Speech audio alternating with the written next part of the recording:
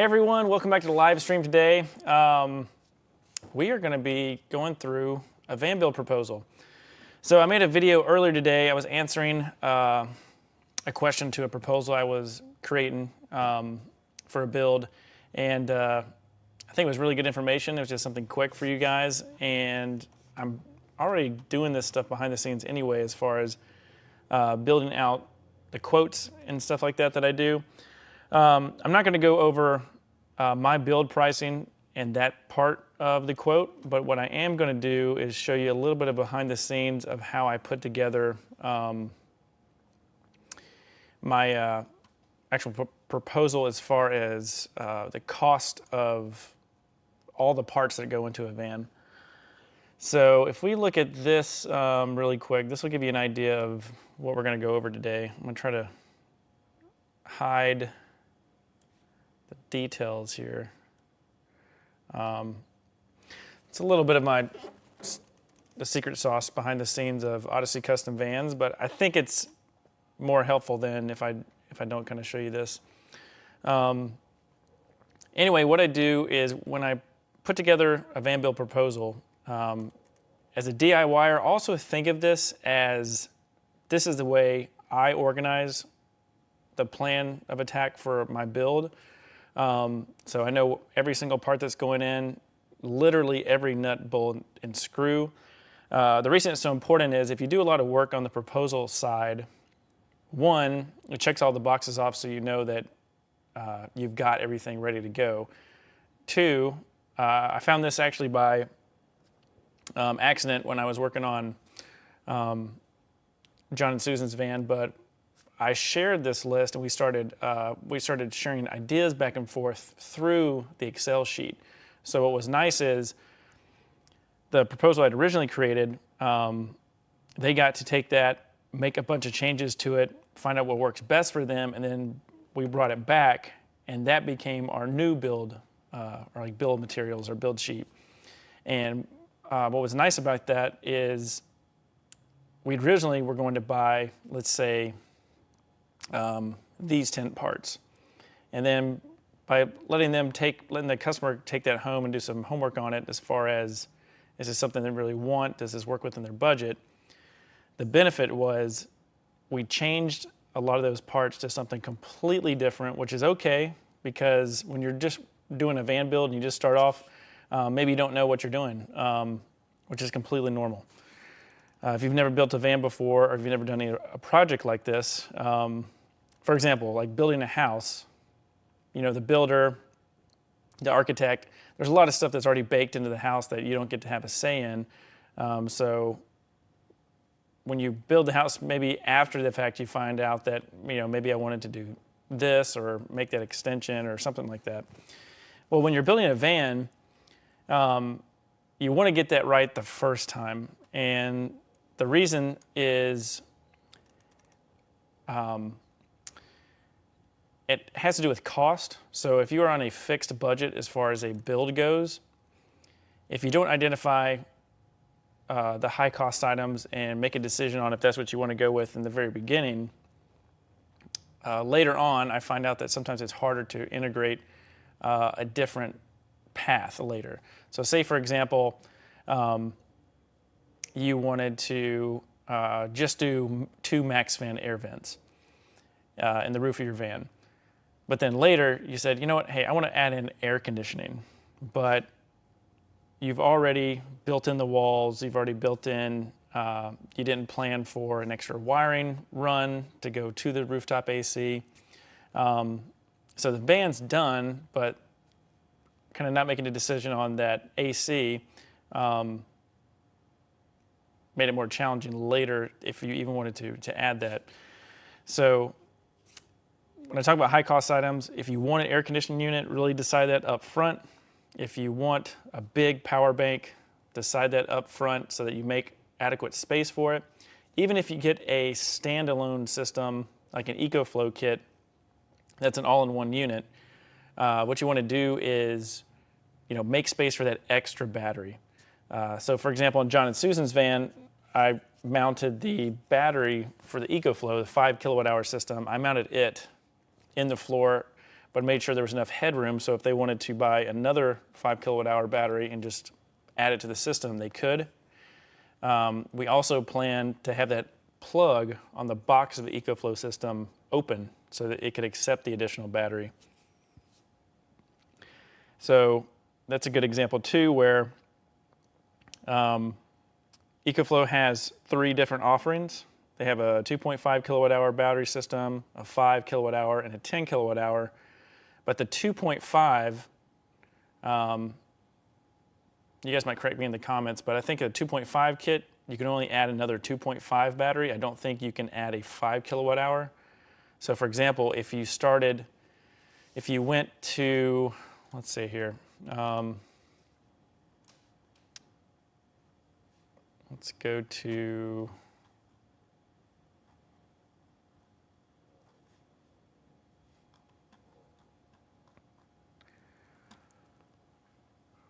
let's see, where's the EcoFlow?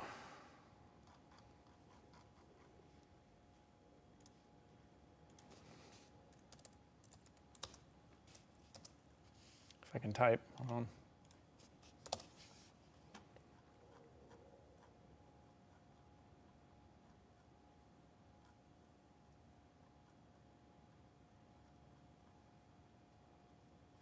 Let's just go to Google.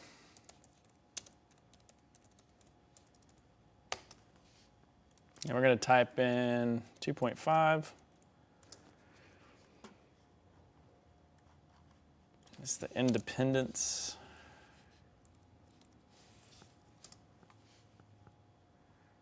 Okay, 2 kilowatt hour. Okay, so for example, this unit right here, this 2 kilowatt hour kit looks really attractive because of the price.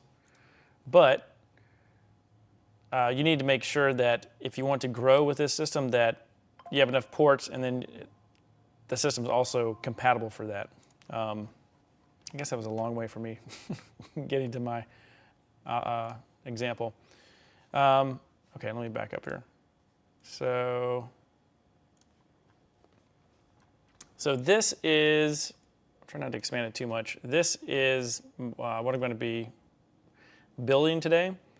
So basically what I already have is, this is my template for building out the proposal when a customer reaches out to me. And so I put the van with all the details here, year, make, and model, engine, transmission, wheelbase, high roof, weight capacity, 150, 250, or 350, all-wheel drive, year, just for quick reference. I'll delete that. I usually do the VIN number here, but let's just keep that off. And then the first thing is power system. That's pretty major. So I go through power system and all the additional items that are used to make up the power system. I go into solar. And the thing is, when I'm doing this, I'm just adding stuff that comes to my mind, or I'm adjusting things. It's not the final end-all be-all when I send it. So for example, let me make sure my chat box is working. Okay, there we go.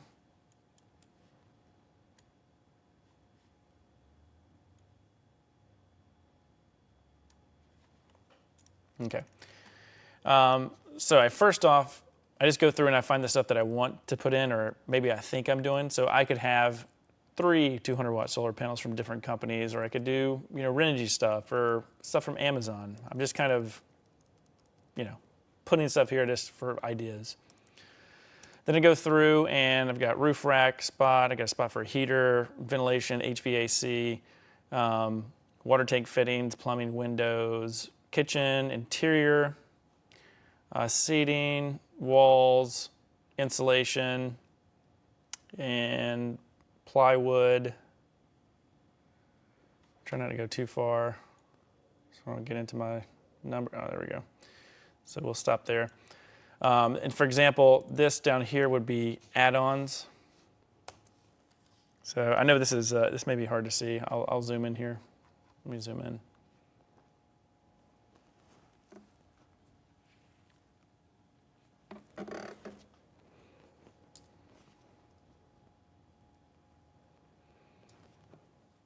Okay. Yeah, like I said, I got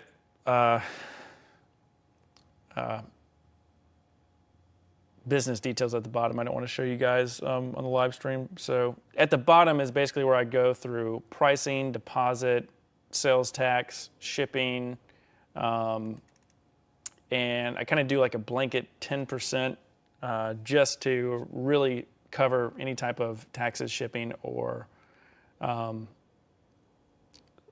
like special transportation. For example, if we have to go through a certain shipper, if like say a seat, we're buying a seat and it's kind of awkward.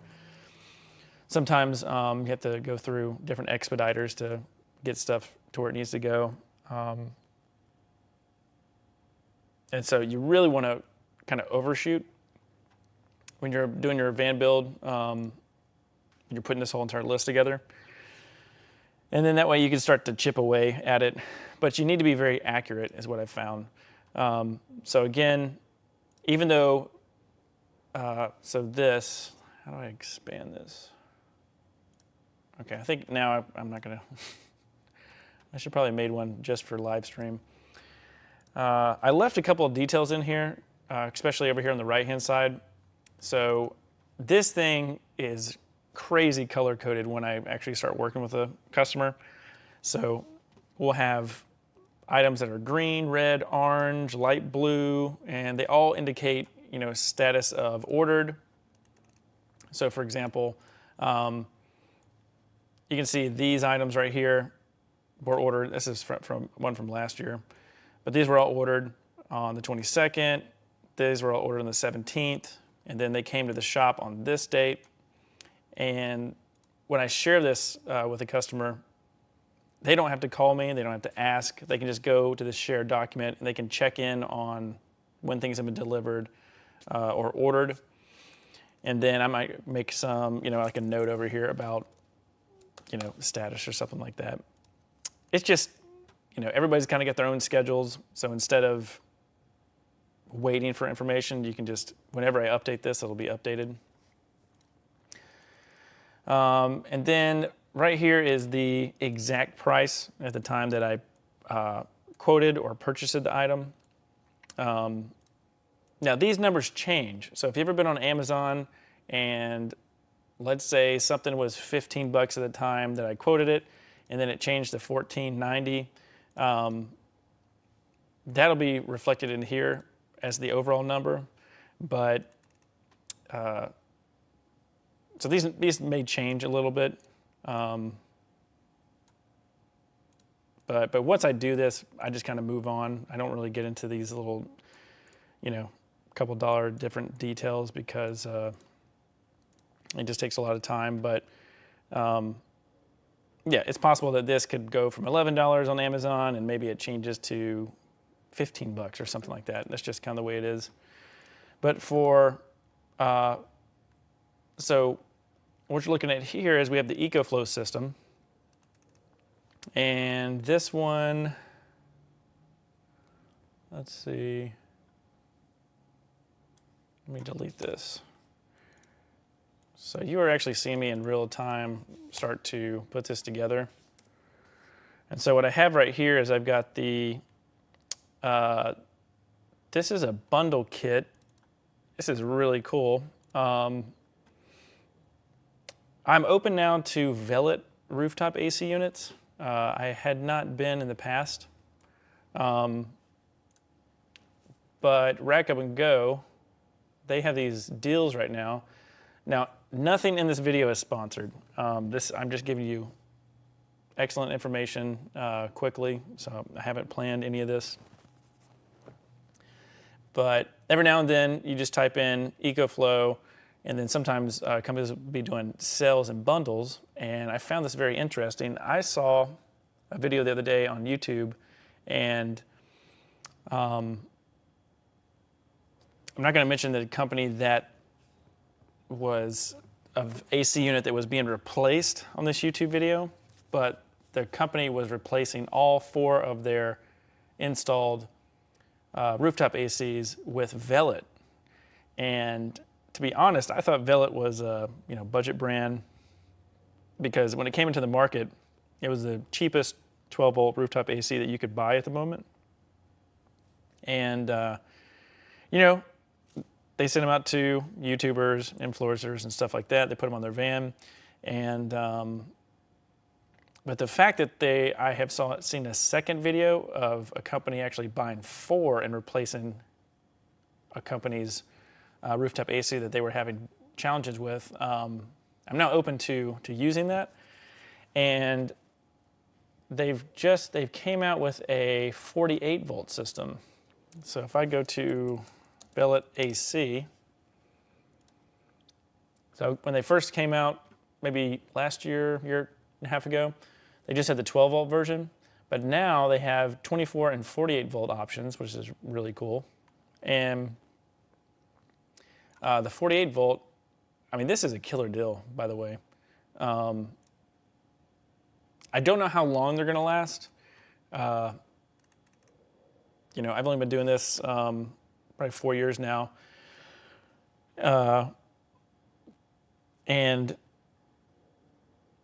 the Dometic is the one that kind of scared me as far as figuring out how to do the maintenance when it comes to, you know, the end of the life of the unit, how long a rooftop AC is going to last. So I had one fail on me. Dometic did take care of me very well. They sent a brand new unit out.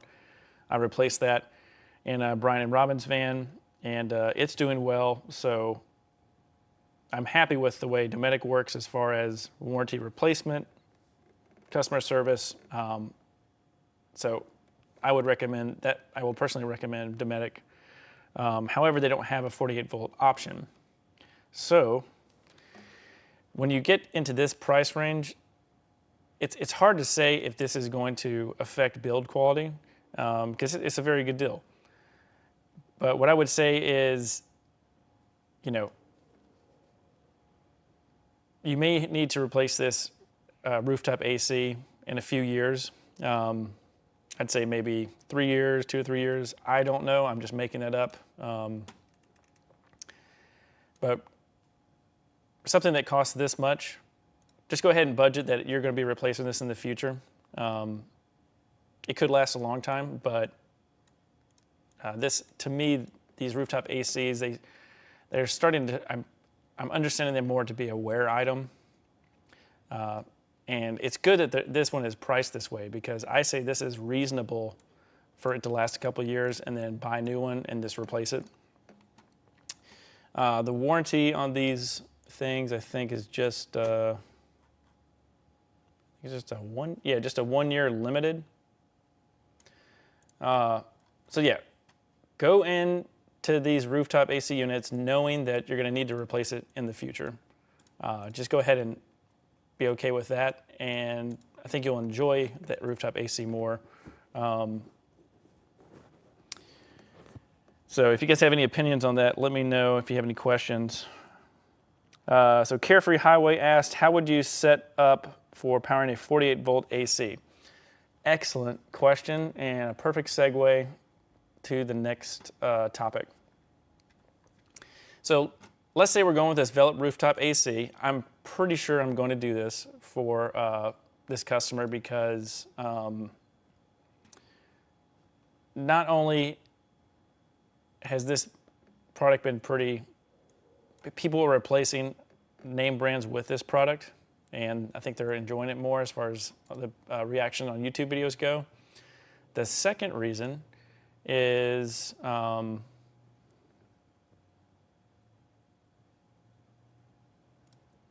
to get rid of these tabs.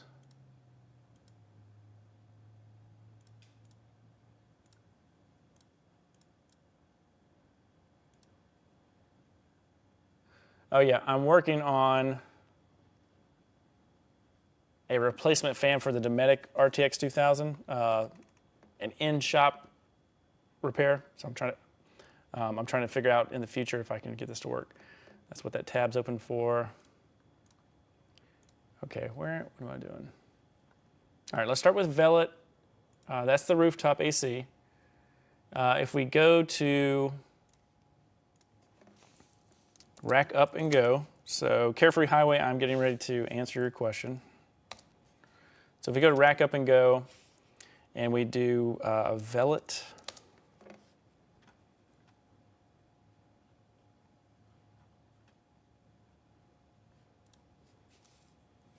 AC. I think I'm gonna have to do EcoFlow. Let's do EcoFlow.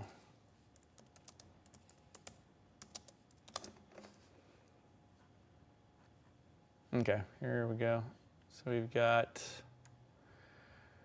all right, so the reason I'm more confident is Rack Up and Go. So I know these guys, I met them at Adventure Van Expo in Chattanooga, Tennessee. They were out there, kind of out and about. I've bought products from them before. Bought Victron products. Now they're doing an offering where they have the 5 kilowatt hour independence kit from EcoFlow bundled with Vellet. So again, if Rack Up and Go is deciding to bundle this with EcoFlow, that ups my confidence in the system. And then plus I know who is selling me this item, so I feel pretty good. So that's a way you can vet between what companies, just using my opinion, for example, kind of listening to my recommendations. So Carefree Highway, the way that we would power this Vellet rooftop AC is we would use this EcoFlow kit because the EcoFlow kit, let me see if I can do a little chart here for you.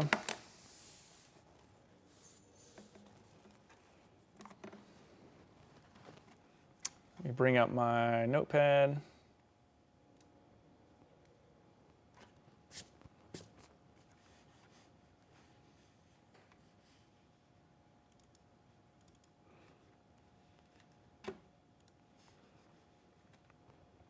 Okay, so down here, when my notes open up, this will be the easiest way to explain. I'll try to do this quick and try to stay on topic of the proposal, but if you want to ask questions, you can ask whatever you want, van related.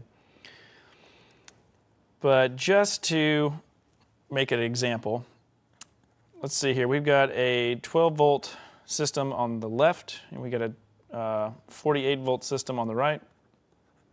And I'm just going to designate this by just a black box. So this black box is, we have a 12 volt power system. Let's see here.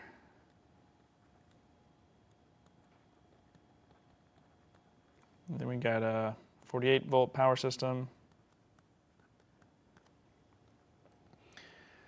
So you can think of a 12 volt power system as, just a bunch of, let's see here. Let's just make this easier. So the 12 volt power system would consist of a 12 volt battery system. So this is just like a standard lithium iron phosphate battery. And then the output of that 12 volt system is going to be 12 volts because the source is 12 volts.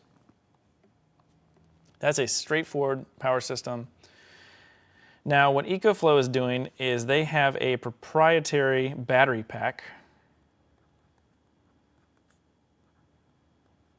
Okay, that proprietary battery pack is a 48 volt battery pack. It's providing 48 volt power. And instead of having just a 12 volt output, they have two outputs. So they have a straight from the battery, 48 volts that comes out, and then they have a converted 12 volt system. So there's a little box in here that converts the 48 volts, that converts 48 volts to 12 volts. So that way you can power, lights. You can power the fridge. You can power lights, fridge. What else would you power? Like a water pump. So that 12 volts converted side is giving you 12 volts to use in the van. Now, this is answering your question. The way that the rooftop AC, so we'll just make a markup here, and let's just say that this is your AC unit on your roof.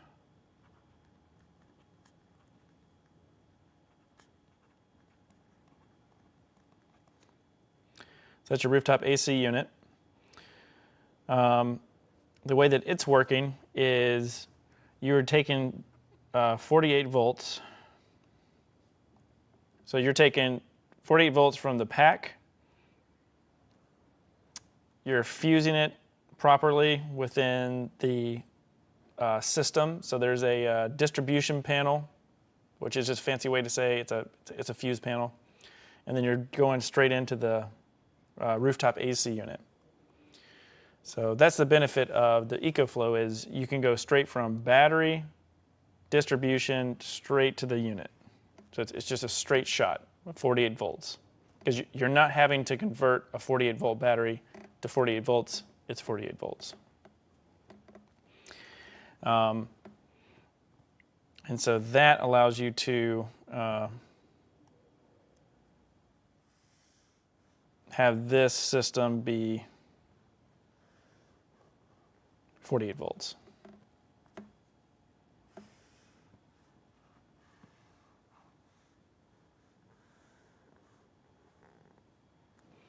So in green, you have your 12 volts converted from the EcoFlow system. So let's call this EcoFlow.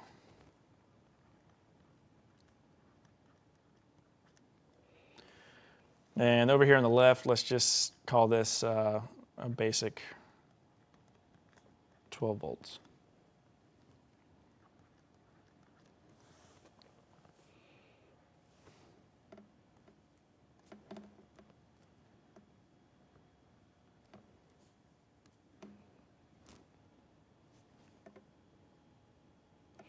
Good question. So how does the EcoFlow system recharge? So again, just as it has a 12 to 48 volt converter, it also has a 48 volt charger built into it. So let's just say okay,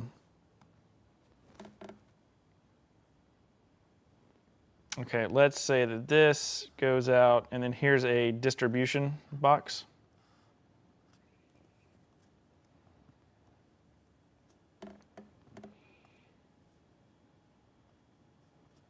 So over here, there's going to be a bunch of internal components. And now this isn't drawn to scale or, representing anything. I'm just trying to conceptually make this make sense. So you're going to have a DC to DC converter in here. You're going to have a MPPT for the solar charge controller. Yep, I'll go over solar 100%. So you got DC to DC, MPPT is your solar charge controller, and then you've got shore power. Okay, so you get three forms of power over here. So we've got we got one. So we'll just number these, try to make it easier. We got 1, 2, and 3. So there's 3 different methods. So over here, let's so 1, 2, and then 3. So 1 is you've got your so let's say this is your van.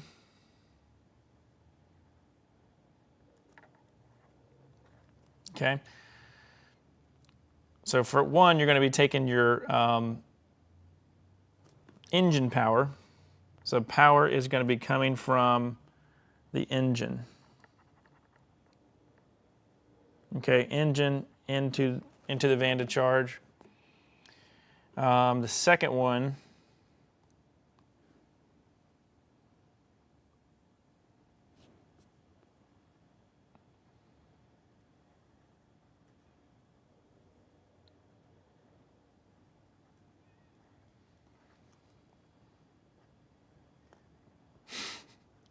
I'm like turning it into the Cybertruck over here. Turning the Transit into a Cybertruck. Okay, so the first one is DC to DC. That's engine battery coming in, engine power coming in. MPPT is going to be all of your solar up on the roof. And then shore power is going to be a little box right here that brings power in. So those are your three ways. The first is, this is DC to DC. Next one is MPPT. Now, everything that I'm writing is included in the EcoFlow system.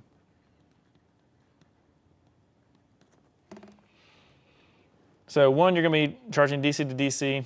Actually, my face is in the way.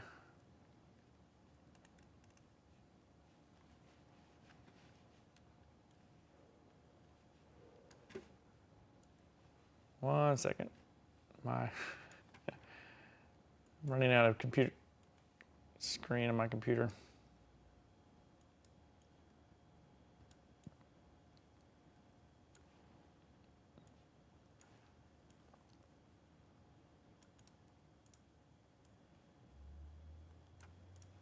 Okay, so the first one, DC to DC, power is being generated from the engine alternator coming into the EcoFlow.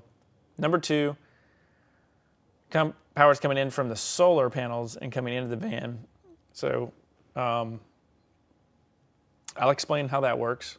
Three, shore power is coming in from a household plug, so like 110, converted into a charge profile adequate for a 48-volt lithium iron phosphate battery. That's kind of the magic that's happened behind the scenes.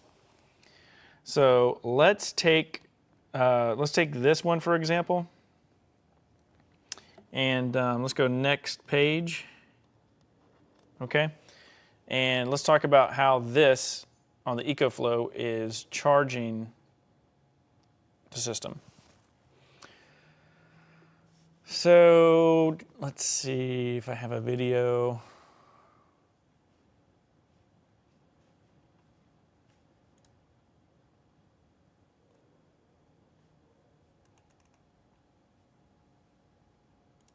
Charging.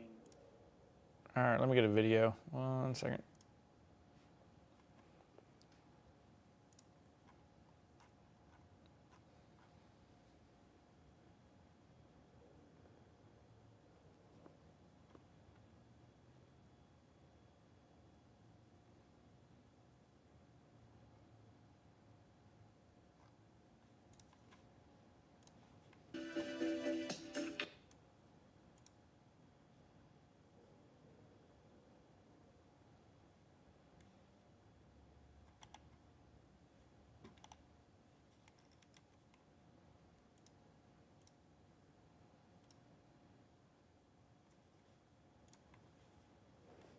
Okay, we're looking at this right here. This is a video online. It's titled Electrical Fuse Panel Enclosure. But what we're looking at is the EcoFlow unit itself. Let me get myself out of the way. There we go. Okay, so this is the box. This is the EcoFlow battery over here. So these plugs, so Carefree Highway, this is what we're looking at. These first three plugs they're combo ports. So you can, man, I keep getting my own way. The first two are for DC to DC charging or solar. And they have something they have a little mechanism in there that auto detects if it's, DC to DC or solar. And and it does that by the voltage input. I'm assuming that's how it switches because that's about the only way it can make sense. So you got 3 of them. So the first two, the first one is a 60 amp DC to DC charging. Second one is a 30 amp DC to DC charging / solar panel input. Third one is solar panel input. So what I did is the first one I designated as DC to DC for engine charging. So it's this way, it's charging 60 amp. When the engine's running, this port is taking in 60 amps. I'll get to solar in just a second.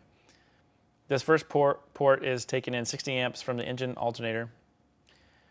I made the second one. You can have the second one take in 30 amps DC to DC. So I combine these two to get my maximum DC to DC charging. Again, DC to DC is just the engine alternator going through the engine battery and then having that battery transfer the power into this DC to DC charging.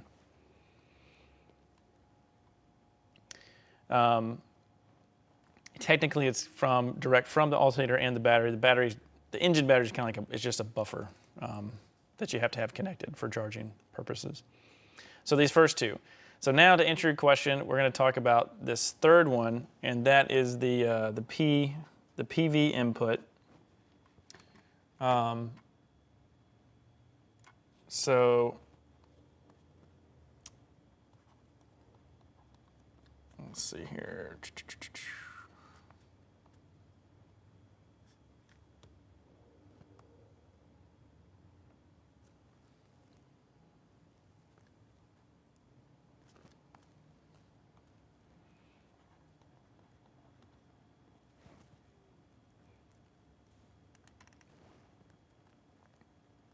Yeah, so let's go back. So the EcoFlow, we're just talking about EcoFlow here. So the EcoFlow has 2 options. You can do 60 amps and 30 amps together. So there's two positions.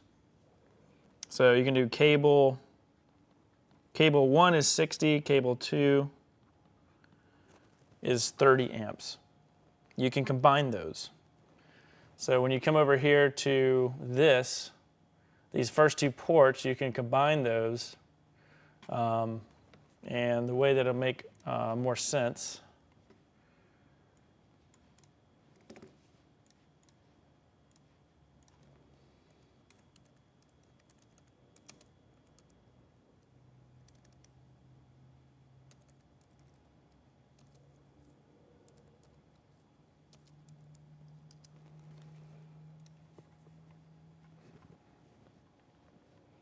Okay, so right here, this is the so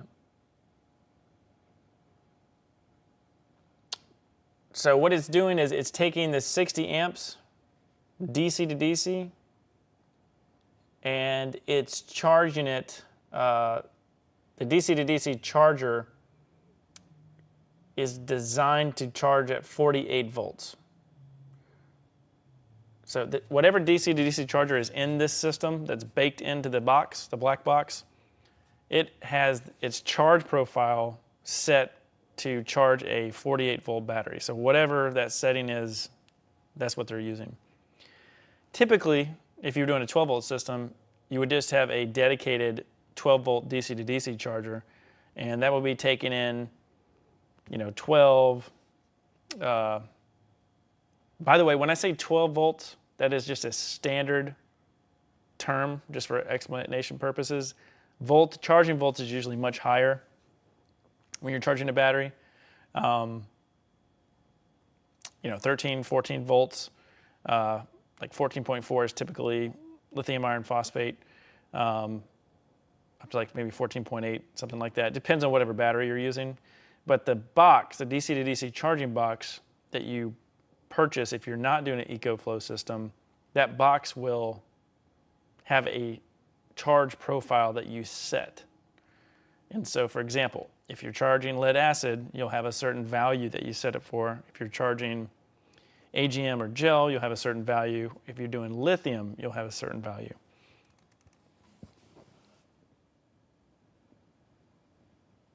Yes, yes. Takes in 12, spits out 48. Exactly. Yes. Bingo. Or I'll just say yes. Okay, so here's the EcoFlow hub, 3 ports. These first two, so you can see on these first two here, it says alternator input 1, PV input 1, PV input 2, alternator input 2, PV 3, alternator input 3. So you can decide what you want to do here. Now, I only did the first two because for a Ford Transit, my recommendation is you don't go over 100 amps because the alternator is designed to charge the engine battery and run all the auxiliary electronics in the van computer, lights, stereo, tail lights, brake lights, trailer lights. I mean, all that stuff is designed to be powered, and the alternator is, set up. It does have an overhead, so that's what we're using. So say you got like a 230 amp alternator. We're taking 130 and reserving it for the van, engine, cabin, and battery recharging. We're using the additional 100 amps, and we're kind of stealing that 100 amps, and we're using it to charge our batteries in the back of our van on our separate system. So we're kind of robbing that. But what we're doing is we're maxing out that upper threshold. So you'll just have to understand that maybe over time, you may be wearing your alternator down. It's not going to fill immediately, but that increases the heat, and over time, you can wear it out. So what mitigates that is having solar. So if you can have solar trickle charging your batteries during the day, that helps your alternator of your engine not get taxed. But a bonus of the EcoFlow is they have a new software update, and I believe it backfeeds a charge. Once the EcoFlow battery is charged, it'll backflow and top off your engine battery. Yeah, and to be honest, your this 90 amps, 30, 50, or 90 amps, that shouldn't hurt your alternator, even if you just got the engine running and you're in a parking lot.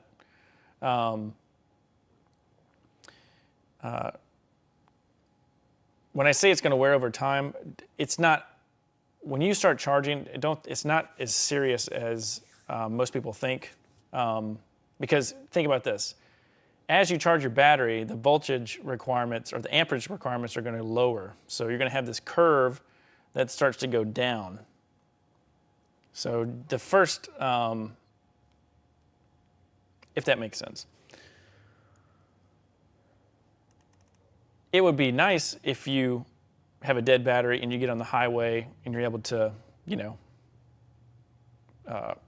keep the alternator cool, but you're only keeping it cool to extend its life. As long as you don't max out the output of the alternator, it should not overheat.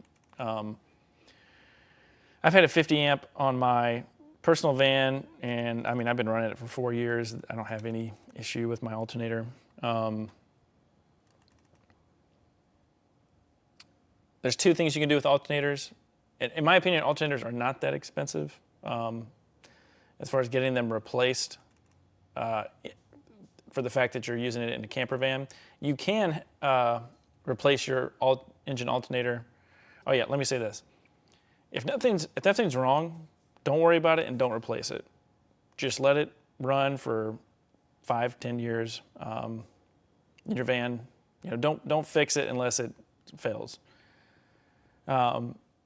If you know you're going to use more than your factory alternator, and but you don't want to spend the money to get a second alternator, they do make, like if you go to Nations, if you go to Nations Alternator, they have high amp output alternators and second alternator systems. So I installed this on Brian and Robin's van. So if I go to dual alternator and I go to Ford Transit, so they got a couple options.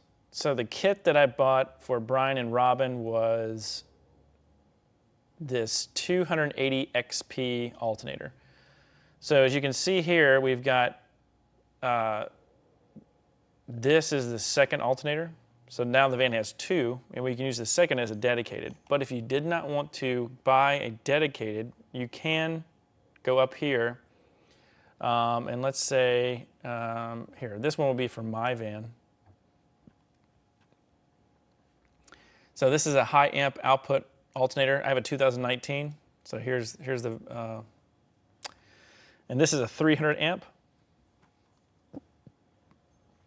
So let's do 2019 Ford Transit alternator replacement. Okay. So see, if I was going to go to this auto parts store, I'm just randomly picking this for an example. Here's a 250 amp alternator as a replacement for the one in my van. It's $289, so that's not bad. You know, if you burned out your alternator because you're taking too much out of it, when you go to replace it, you could replace it with this one. So, you know, over twice the amount. But what you're doing is now you have 300 amps and you just have additional charging capacity without adding a second alternator.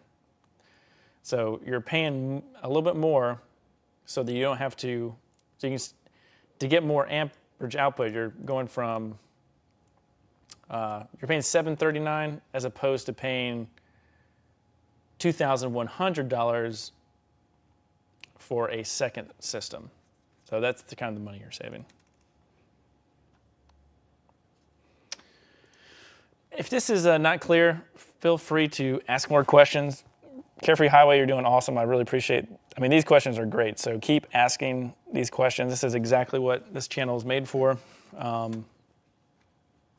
Even if you think it's a silly question, ask it because, you know, I know a lot of people don't know the kind of the basics. So shameless plug here. If you want to learn about how to do your DIY van, I have a van build course that I just launched a couple of weeks.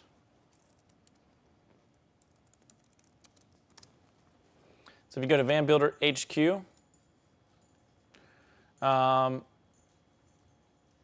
ignore this. It always does this on my computer for some weird reason. Okay, nobody wants to say hi. So if you go to Van Builder HQ, oh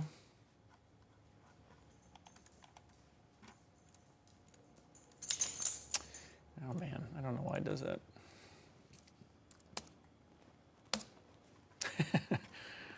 I've cleared all the cookies and history on my computer, Jamie, so I don't know why this always does this. Can't get to the website. Okay, I gotta do something fancy here. Let's go to here. All right, if you go to vanbuilderhq.com and you click on course, this is a camper van conversion course I have. I go over these items, so how to choose your van, design and layout, off-grid power system design, fresh and gray water storage, insulation, exterior upgrades, and then you get access to an online community. So if you guys want to ask me questions directly, you can always ask me during the live streams, but if you want more of a like a one-on-one answer for a specific question, when you buy the course, you're able to get access to this forum, and that's where I go through and I I answer questions in a more detailed manner.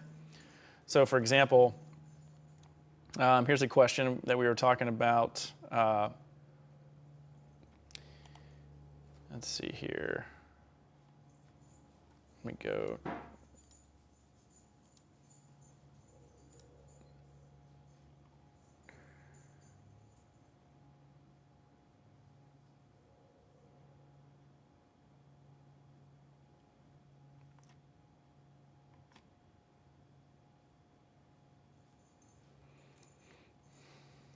So here's one I talked about answering a question for how to prevent condensation from damage to the circuit board on a pneumatic cooling unit. And then I go through and have a more detailed answer, and then I even give you access. If I answered it in a video, I'll go find the video and put the answer right here.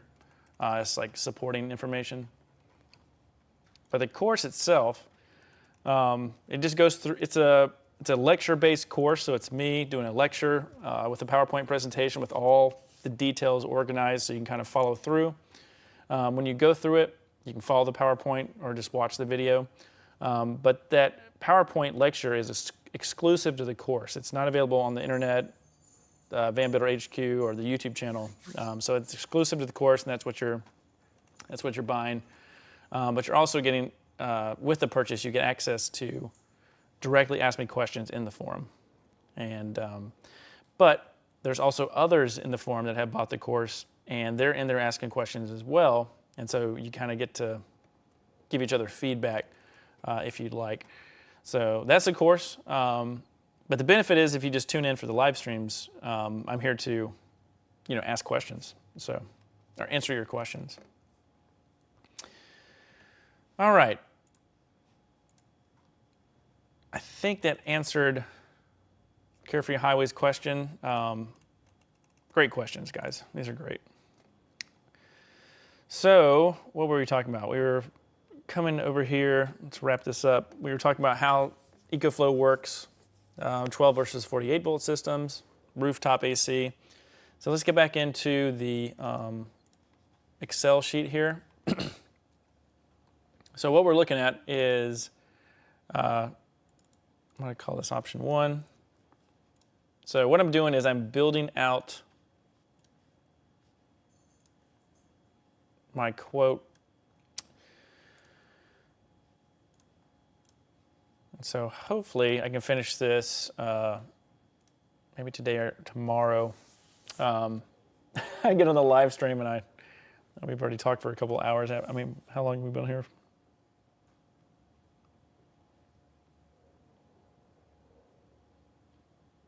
Yeah, almost an hour. Okay, yeah, keep the questions coming. This is great. All right, so the next one, so say I just highlighted this blue. That means I have found a system that I want to use, and I need to put with Velit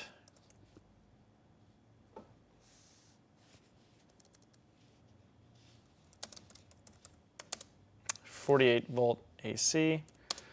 I can't prove this, but the startup, the higher voltage on a rooftop AC startup, it just sounds so much smoother. So I think the 48 volt, I think it's just, it's also much more efficient. When you do 48 volt AC, the power supply, the gauge of the cables going up to the roof, the AC is, you can use way skinnier wires. And that really helps when you are doing stuff inside the walls of the van, if you need to go through tight spaces. So yeah, we picked out our power system. We're moving on, and this one is a nice combo for the price. I think it's awesome. And then, even though you have an all-in-one kit that's going to come with all the cables and everything you need, there's still all the other stuff that you're going to need for your van. So this list here is all the additional items that we're going to need. For example, we've got a hot water heater switch. We've got a blue LED switch for the water pump to turn on and off. We need a electrical box. We need wall outlets. We need 16 gauge cable for the outlets, for the light switches, USB type C and type A outlets, receptacle outlets. When we do shore power, we need a plug that converts shore power 30 or 50 amps into a 15 amp conversion for household power to charge your van in your driveway. Puck lights for the ceiling. So like this one, there's an 8-pack Amazon.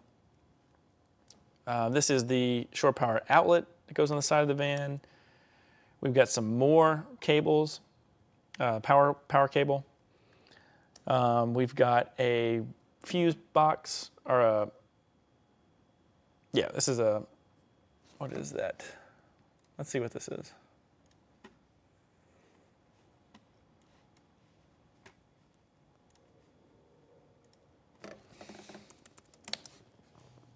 So we've got this. Okay, yeah. So this is just a fuse.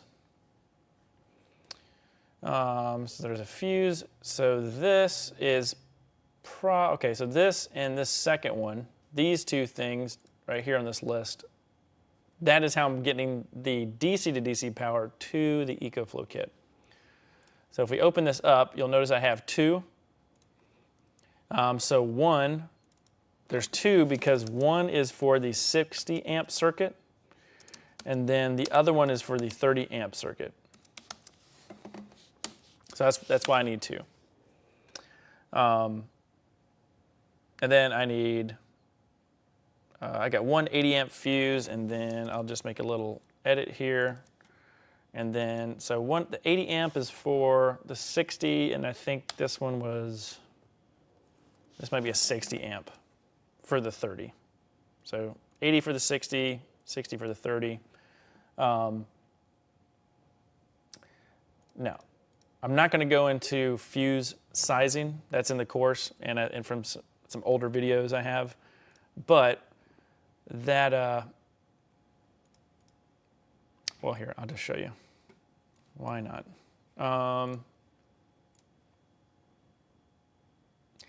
So we got a 6 AWG wire, max amps. Okay, so we're using a 6 gauge wire to run from the engine battery, alternator engine battery, to the back of the van to power the EcoFlow system. So to do that, we need a 65 to 75 amp so that the 6 gauge cable is going to work. Do I have that up here? Okay, let's add that. So I need to add that. So let's go to Amazon and let's go to 6 AWG, and we're going to go to okay, let's just do this. Windy Nation is who I recommend. All my van builds, including my personal, have been through Windy Nation. So Windy Nation, we can get black and red wire. You could technically use just the color black for your whole van. I don't suggest that. Keep it simple. Use red for positive, black for negative. So it's about, the van length is 19.5 feet. So what I do is I just go with, I usually get the 25 feet. That way I have some extra wire to do some stuff later, because it's only it's only $10 difference. So I go with 25 feet. Now, obviously, when I'm doing a van build, I might have more in the shop and stuff, but I need to get enough for the van. Because here's the thing, we do not want to mend the cable together. We want to have a direct run from the engine all the way back to the back of the van. So we're going to do 25 feet, 6 gauge. Now, guess what? We need to make sure that, so we're actually going to go and, so 25 feet, let's see how much that would be. If it's possible,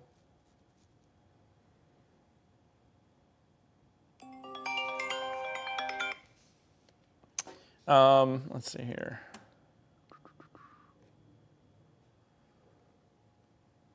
If you do one run, 25 feet, positive negative is going to work.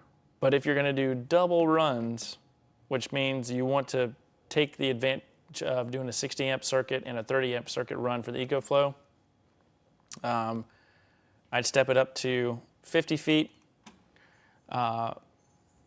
Trust me, you can use the extra with a bunch of stuff in the van. You may be doing a secondary circuit in the van to run like a little sub panel box. So don't think you won't be able to use it. Again, you want a run that's continuous. You don't want to have something cut too short because you had to make a run under the floor, up the wall, and over, and then all of a sudden you ran out of length. You don't want to do that. So just get 50 feet. And we want the, why is there no option?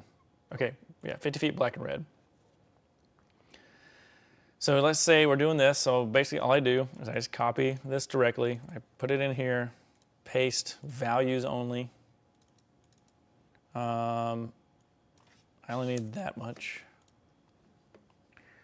And then I'll come over here and I'm just doing 1. And then I'll put in 117. And then for the customer, what I'll do is I'll invoice them an itemized invoice for all of these parts. So that'll kind of be like the chunk for the power system ordering. That way we know exactly what it's more for keeping parts organized that we order. The benefit is there's communication transparency between what I ordered and what they paid for. So what I do is this will all go into an invoice for the power system. We'll probably add stuff later, but just to keep it simple, this will go into invoice. I invoice, they pay the invoice, and then once they pay, then that's the green light to actually purchase it with the order. So once the money's in transferred, then I order it. That keeps things nice and straightforward too. So then once I order it, then there'll be the additional shipping charge or whatnot, and that'll be added.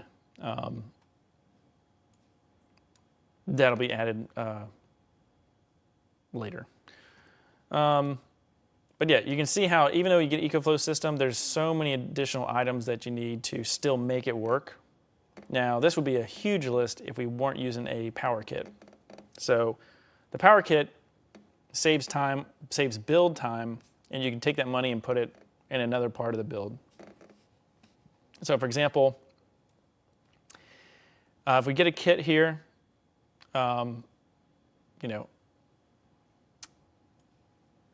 it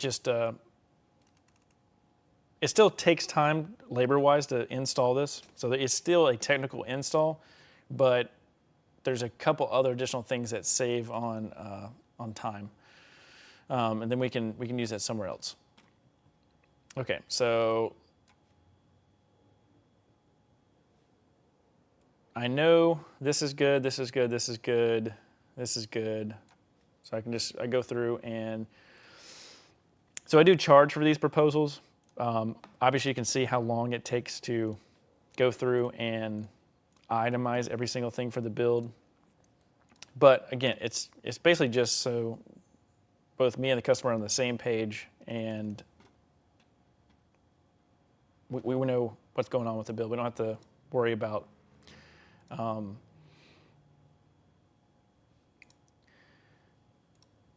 what we need and what we don't need. It's here. We can both see it. It's easy. I know sometimes shops and stuff like that don't like to show all the details behind the scenes. And for me, I can teach you guys here on Van Builder HQ. It's my cheat sheet to see exactly what I need to order, and I don't know, it kind of seems silly to it's silly to have like a curtain that's in front of all this stuff. This is nothing special. This is just parts, electrical parts.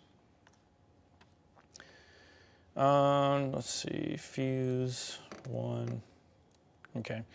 And then, for example, this will go down and I will obviously do a formula at the very bottom. That's the magic that I won't show you, kind of at the bottom, how I do my pricing and stuff like that. But as far as the parts and stuff, this is very straightforward. But yeah. Okay, so here's these parts. Anything that's in blue is stuff that I know I don't need to go back to. I've already decided that's what we're doing and good to go. So for example, these overhead lights, I've used them before. I'm not changing this shore power plug and the shore power outlet. You know, those are my favorite. I'm not changing that. These touch pump switches, they're so awesome. Here, let me show you this. These things are great.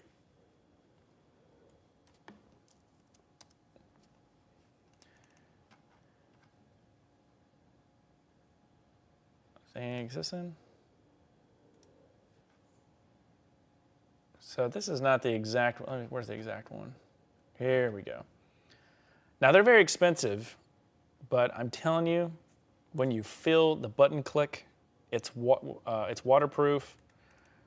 You have a bunch of different configurations. You can wire this so that the light's always on. The light's only on when you press it. The light. You can change the color of the light. So what I do is I buy a blue one for the water pump. I buy a red one for like nighttime lighting, if that's something a customer wants in their van.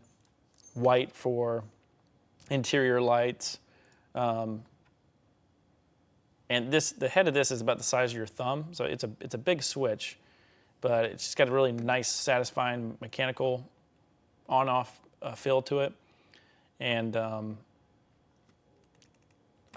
somebody called me out in the chat on this, and I'm glad they did, because they were saying there's no way that this 12-volt switch has enough amperage to run a water pump.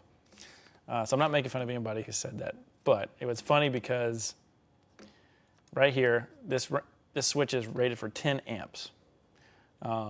So you can actually switch substantial things in the van, so you don't have to use a relay. So for the water pump, I directly connect this both to the water pump and to the indicator light on the water tank in the same circuit. So it's just simplified wiring, and it works out really well. So for example, the water pump that I use, so if I go here, let's type in pump.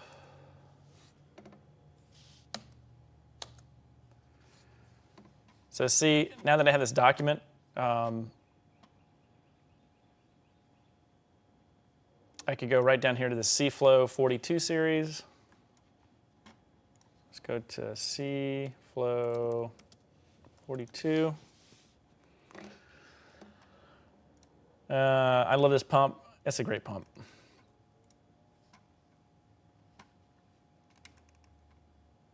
It's a variable speed diaphragm pump, 3 gallons per minute, 55 PSI, 12 volts, and it has a, let's see here, so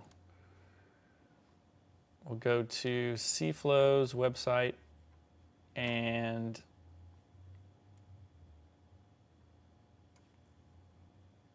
it is a, wait, this is not the right one.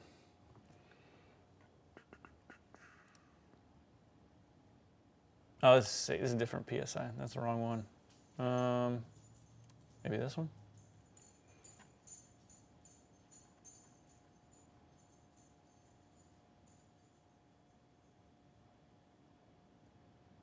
Yep, there we go. So see, this one is Mac. You can't see this, it's very tiny, but trust me, it's right there. 7.5 amps. So I've got 7.5 amps, and then maybe a half an amp is what runs the LED, if that. So it's called 8 amps. So my circuit max load is going to be 8 amps, max amp draw, on a 10 amp rated switch. Yeah. Oh, by the way, so now we're over here. So this, we can get rid of this, and I'm going to go ahead and highlight. So we just jumped down to the water tank and plumbing. So we've got our water pump, our strainer. We got a 36-gallon water tank, 20-gallon undermount tank. So this one is, hold on a second, let me let Nova outside.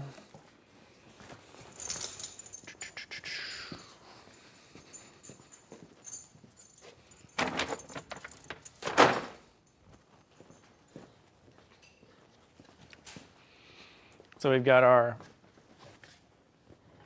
water pump, strainer, 36-gallon water tank, 20-gallon undermount, and our gray electric water tank. So this is the water tank I've used in all my van builds. Besides Thomas's, Thomas has, it's pretty much the exact same water pump. It's just a different form factor from a different company. But if I could have fit this one in Thomas's van, I would have used it. We just didn't have, we didn't have any room. So this one right here is this one. So this is one I recommend for vans. You can do the whole engine coolant, undermount, heat exchanger, hot water tank if you want to and you have the budget. I just don't recommend it because if you're really going to go off grid for a long period of time and your power is so critical that you need to take advantage of the efficiency of the coolant in the engine to make your hot water in your van, then that's probably your way to go. For everything else, by just adding maybe 1 or 2 more batteries, if you're really going to be a power user of hot water, I think this 4-gallon is perfect for your van. 4 gallons, that's going to help you control and conserve the amount of water you use. So for example, if you have an interior shower or like an in-floor shower, what you're going to want to do is when the hot water runs out, that kind of starts to help you manage your power better. I'll be right back.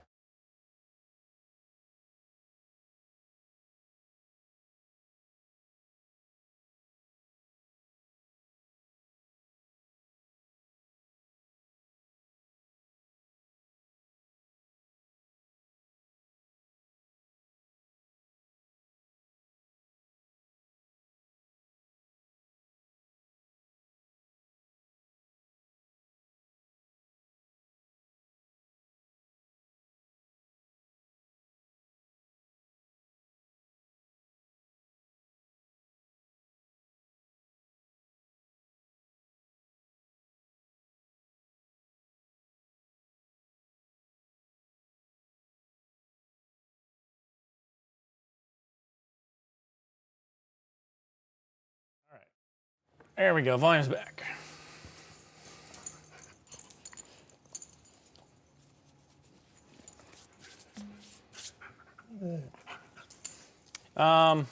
Where was I?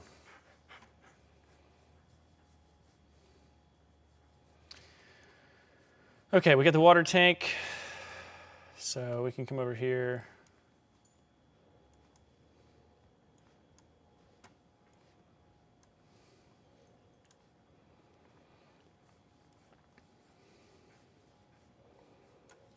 All right, we'll go ahead and just highlight that blue. And we'll just keep trucking through here. Now this one, this customer we're not gonna do a max fan. We're gonna maximize the solar on the roof, and we're just gonna keep good insulation and air conditioning, with the note that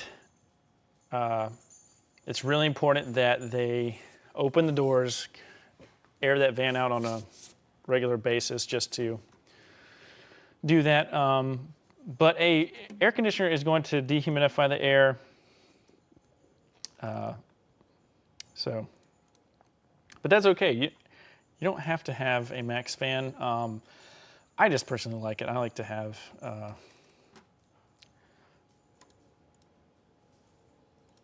that as an option. But so I'm just going to go ahead and delete this row.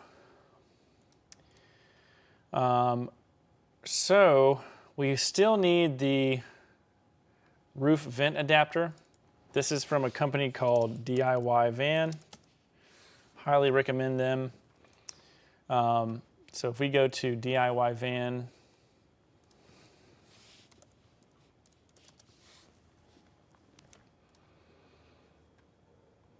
they have custom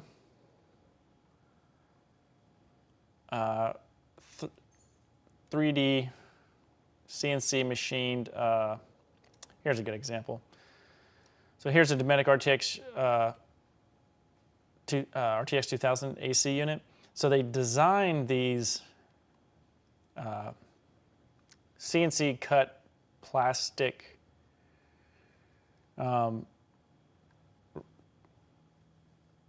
templates, and they make the corrugations on the roof. So these ribs, they make it so you have a nice flat mounting surface to seal your AC unit. They have universal ones. So if I go to, let's see here. We go to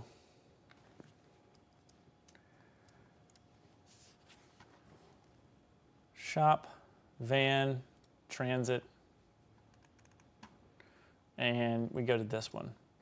So for Ford Transit, they make a custom, they make for a couple positions. There's one right here at the front where that big sealant piece is on where it joins the roof. There's a custom one for that. There's a custom one for the back of the van. So this one at the back of the van, this is just a standard 14 by 14. So with a standard 14 by 14, you can do the Velvet rooftop AC. You can use it for a max fan. Anything that has a standard 14 by 14 opening, you can buy this adapter and use it. And so that's what I do. So I buy one of these. So that goes into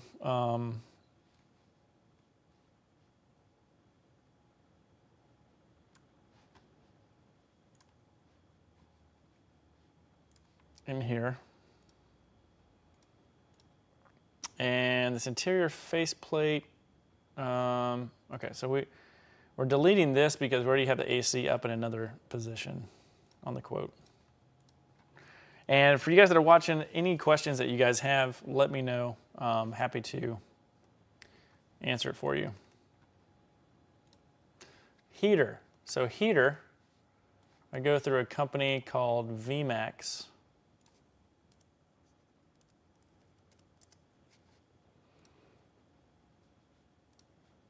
And so I'm a certified Webasto installer now.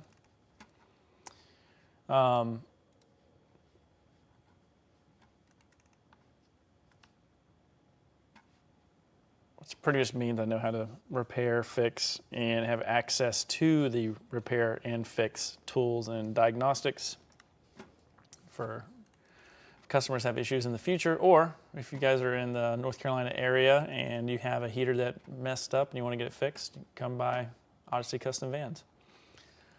So we're going to be using, I've got two options for the customer. So we're going to go with,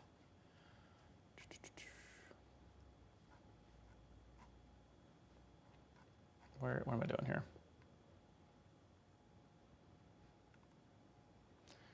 So we got a gasoline one, and so we have options between the 2 kilowatt or the 4 kilowatt. The 2 kilowatt is not going to have adjustment for altitude. The 4 kilowatt is going to have high altitude adjustment built in. unless you're going to be staying for a week or more at a time in Colorado, you may not need that high altitude kit. So say if you're going, what do they call it? The lower 40, not lower 48, but the South, let's just say you're staying, California, Arizona, Alabama, Florida, North Carolina, that type of area. Maybe not. It just really is an elevation thing.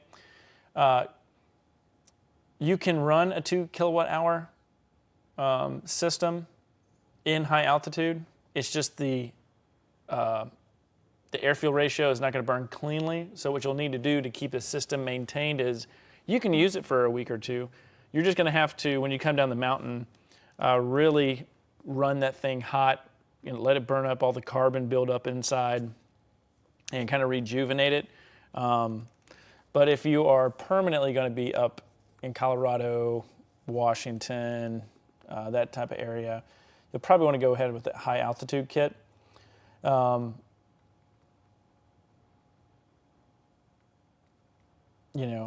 or $500 more.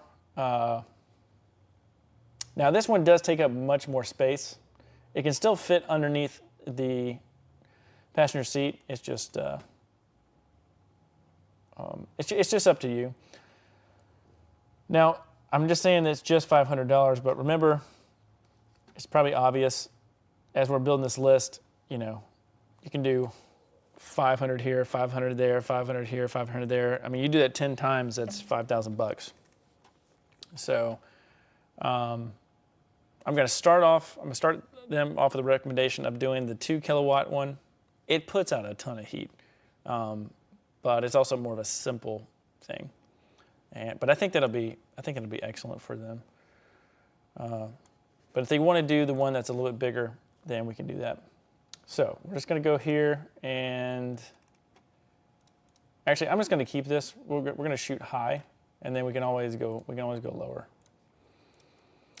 The roof rack, we're just going to put NA because they already have a Flatline Vanco roof rack installed. When we get up to solar, this I need to do more homework on because I need to map out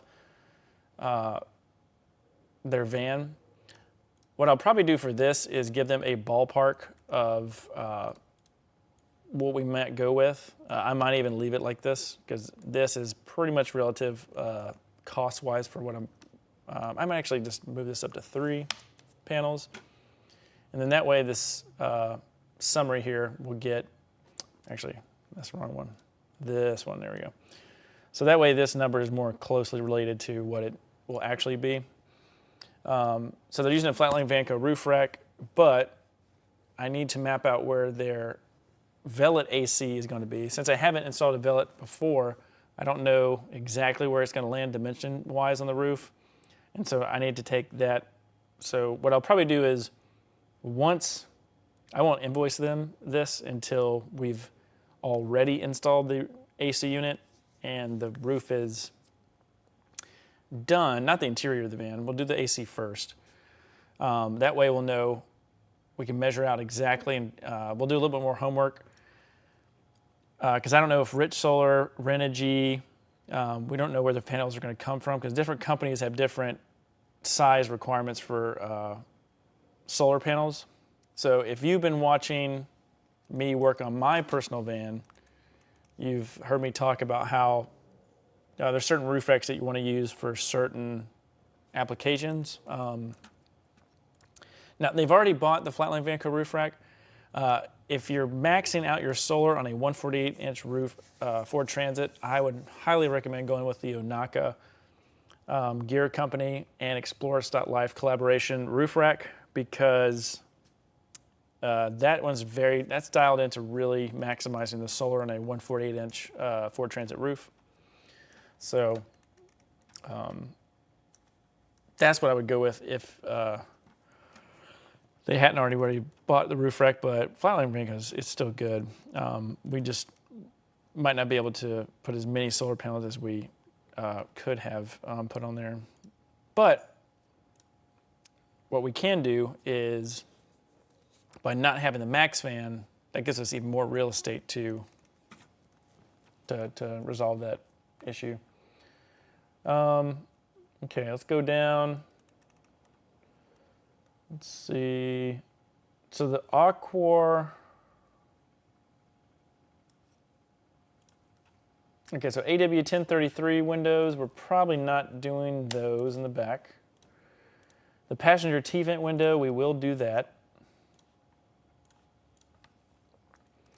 I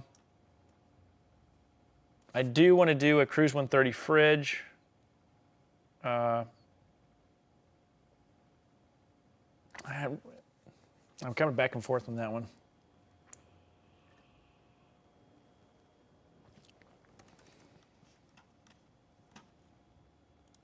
Okay, this one and this one. That's the fridge, that's the Rivati sink. Here's the jerry cans, we're gonna do 2 of those, the Camco drain. Okay, those are pretty much set, that's set in stone. Okay. The Marathon fabric, I've already measured out the yardage for that. I may need to increase this number. I have some additional fabric in the shop, so the reason I'm saying that is on John and Susan's van we did a different ceiling treatment, but for this one, budget-wise, we're going to stick with standard upholstered ceiling. Again, that way we're driving the money to another part of the van so that we can, get more of what we're going to use. The lawn seal flooring, they've gone ahead and used a link to find out some different samples. So they just emailed me today about that. So they're getting some samples sent to them. This U-notch, that's the special trowel that I need to buy. You can only use it one time. I mean, if you guys know about doing epoxy work, whatever you've done with your epoxy, you just throw everything away.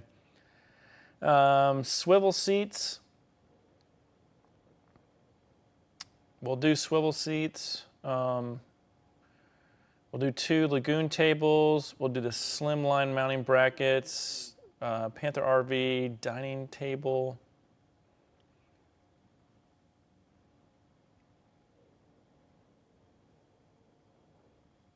Let's see, slimline bracket. Okay, we'll do, okay, I know we're doing this. I don't know about the other stuff. The spray adhesive, we're doing the ceiling, so I'm gonna change this to 20. I'm gonna add 2 more cans for that order. This spray adhesive is for the upholstery. I've got a ton of upholstery videos on the channel, so just type in upholstery and you can find them. This fold-away seat, we're going to do one of them. We're going high on this one. There's a couple different options, but really, they're in the $1,700 to $2,500 range. This is a flip and fold seat setup that you've seen in the Glacier build. Let's talk about ABC Rig. We're going to be using their wall kit, and we're going to do the Baltic.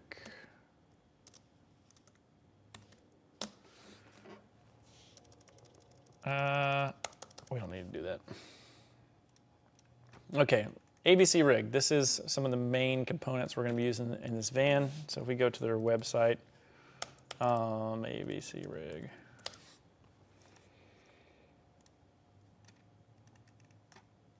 I've really tried to find a bunch of companies that have sensible pricing for wall panels. For me, I started with Adventure Wagon, which those kits are anywhere from $16,000 to $22,000, depending on, now it's all the walls, all the insulation, all the thermoform plastic panels. It's a great kit, but when you're working with budgets that don't have it in the range, and it's important to stay on a budget. It doesn't mean that you're cheap. It means that, you you don't want to build a van and then get halfway finished and run out of money. So if you're on a budget, I'm here to help guide you in, let's get the whole van done, and let's find some products that get the job done, and then use the budget for the other parts of the van that you want to spend the money on. So spend the money on the power system, spend the money on a nice heater, spend the money on a nice sink. You know, a wall panel is it's just a wall panel. I used to kind of, praise it because I did the whole Adventure Wagon thing. Adventure Wagon's nice. It is very nice stuff. But because somebody else is doing it for you and you get that labor integrated in the price, they have to cover that cost. So that stuff is really expensive. All right, long story short, ABC Rig has wall panels that, and they're pre-cut. Again, saves me time so we can work on other parts of your build. And they're pretty good. They're pretty good panels. So we're gonna go here. I did learn my lesson to not do the underlayment panels and go with Baltic birch. Baltic birch it doesn't splinter as easy. It's more dense, and that really helped out. That would have helped out and made it better when I did John and Susan's van. I had to fix a couple things. I didn't have to really fix anything. I just had to be more careful with the panels, and it made the time to build longer. Whereas if I could have been a little bit quicker with the Baltic birch and not have to worry about it splinter, it would have been better in hindsight. But yeah, so we're gonna go with Baltic birch, 148-inch high roof Baltic birch. When you go to order, there's a bunch of different configurations. Sometimes I give them a call because this is kind of confusing. I wish they would turn this into photos. That might be a suggestion for these guys. So 27. So let's go back over here. Come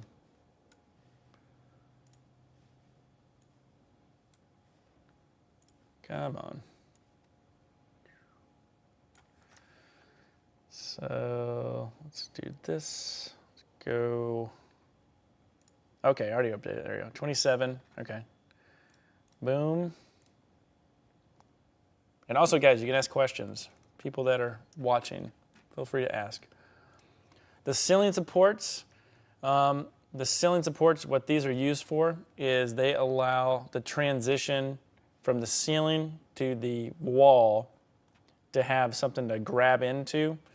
They also allow you to move the wall in a little bit, and what this does is the wiring harness at the rear of a Ford Transit, it's always in the way, and this helps to make for that adjustment. So here's the ceiling supports. We're going to do it for a 148 kit. So we got 190. Let's see if it's still the same price. Yep. So we'll go ahead and we'll get that there. The pill-shaped rear window frame, I don't think we're doing that. So we'll just, okay, we already got it on 0, good. How are we doing here? The flooring system. I will be doing a ABC Rig flooring system on this one because I'm not going to be making major cuts like I did on John and Susan's van. So this one, we won't be doing that, but we will be doing, or I'm recommending that we do their floor kit. I have a new method of installing it, so yeah, where did it go?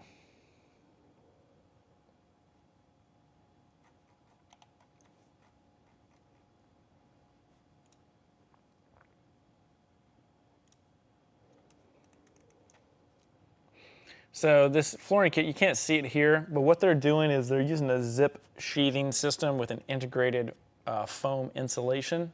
So this is these panels. They're CNC cut, perfectly for the van. They even give you like a little access here in the middle for a wire run, which is nice, and they even pre-cut the hole out for your tire lift under your van if you're going to be using that. But what's also nice is they're pre-cut, but they're pre-insulated. So this one, I anticipate that I'm not going to be doing a bunch of. I'm doing I'll probably do one cut for the shower, but other than that, that's probably going to be about it. So this one. So we're going to do this.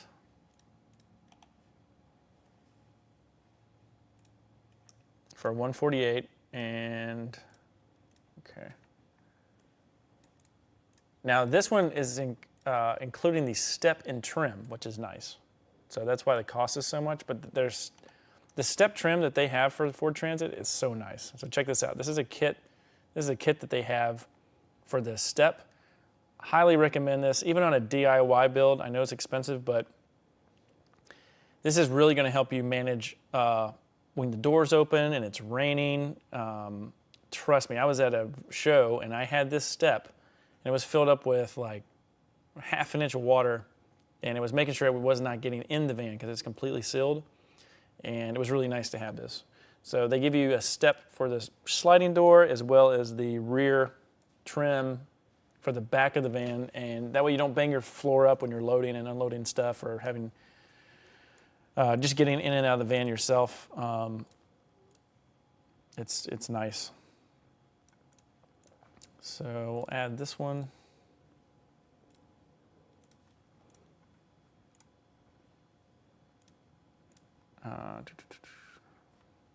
Okay. That's 25, okay.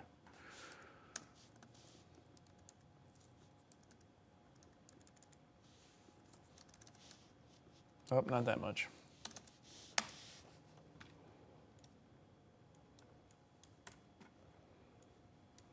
Okay, ceiling, we're not doing that. Let's put NA. Insulation, all right. So we've got Kilmat, 2 boxes. That was enough to do John and Susan's. Havelock wool. Kilmat, if you don't know, this is the sound dampening material. So if we type in Kilmat, this is the sound dampening. 80 mil thickness is what I recommend. I think it's 80 mil. Pretty sure that's what I got. Let's see. No, 50 mil. That's the last time I purchased it, 50. Okay, so we got Kilmat, sound dampening, Havelock wool. We get 4 boxes of that. So the Havelock wool is the insulation for the interior. So this other stuff is some navigation, side step. We're not using that. So this plywood, I'm not sure what I'm doing with that yet, because I think I'm going to take that part of the budget and put it into a possibly a Flatline Vanco kitchen galley. I like theirs because not only are we going to need storage for the gray jerry can, but I can fit a Trolino toilet in there, and there's enough room to fit some toiletries and supplies and stuff like that. It's built extremely solid. So if we go to Flatline Vanco, it is a pricey item, but it's built exceptionally well. I mean, the build quality is crazy.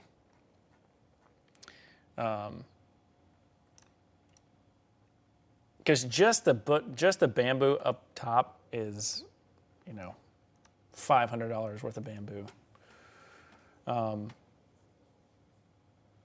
But based on the needs of this customer, if I don't do the I think I may recommend them doing this 65 fridge, because this drawer 65, because I think they already have another,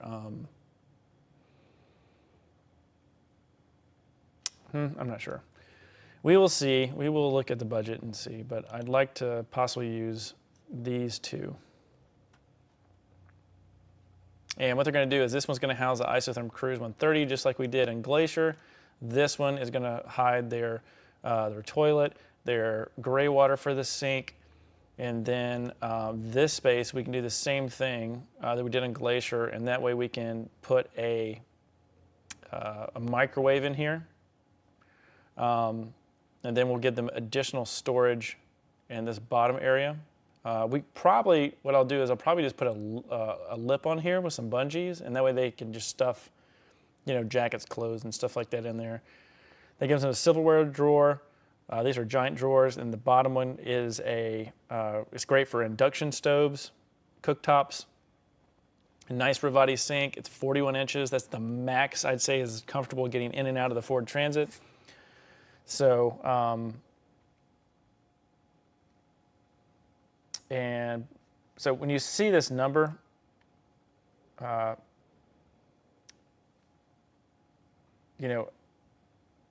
if I build you a kitchen galley, it's still going to cost the same,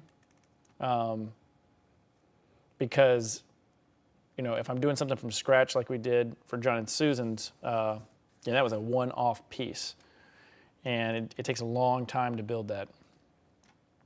So this is how you kind of fluctuate between how fast you can build it and budget, and it's just kind of a juggling act, but that's why you hire me to build your van, is all this stuff that I've kind of learned behind the scenes and the best way to do it. I just think the quality of this, here, check out this review. So somebody said, it's legit.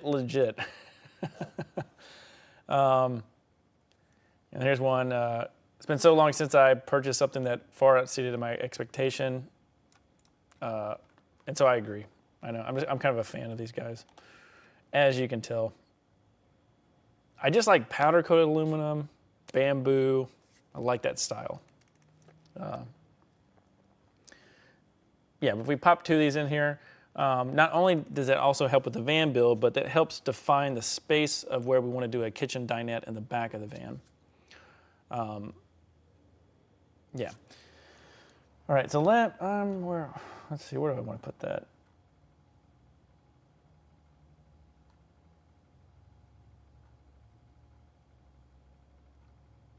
I guess I didn't have it in here. Kitchen, interior. Let's just put it in here. Let's put it in here with the wall systems. And again, we're just kind of dreaming here. We're stretching out, and then we'll come back in to the real world when we get to talking about the numbers.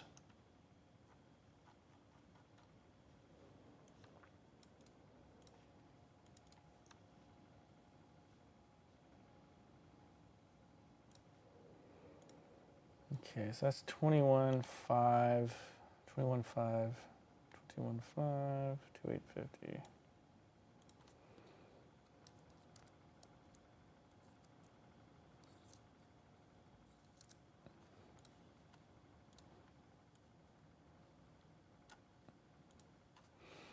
And for safety wise, another reason I like these is I know that I can bolt these directly into the wall and the floor of the van.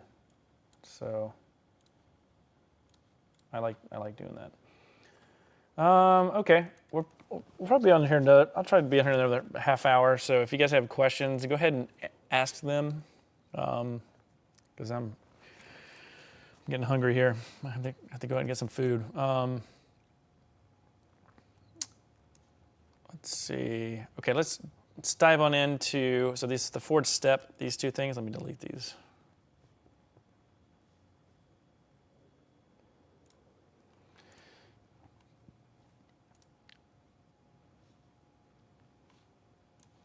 So one thing we can do here, the countertop So see how we added cost for the kitchen galleys, but now we're going to be removing the cost.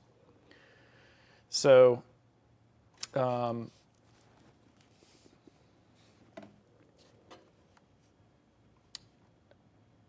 so this plywood, I'm going to delete this row because we're not using that. So we're going to delete this one, the piece, all this. We're going to delete the countertop,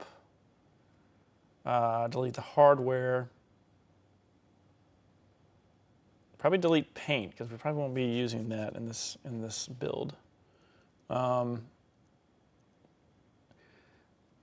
then the cabinets, we can delete that as well. So you can see we've knocked out like another, actually let's see how much that was. So that's 1,500. So see, we took, by just zeroing these out, we took $1,500 off the list.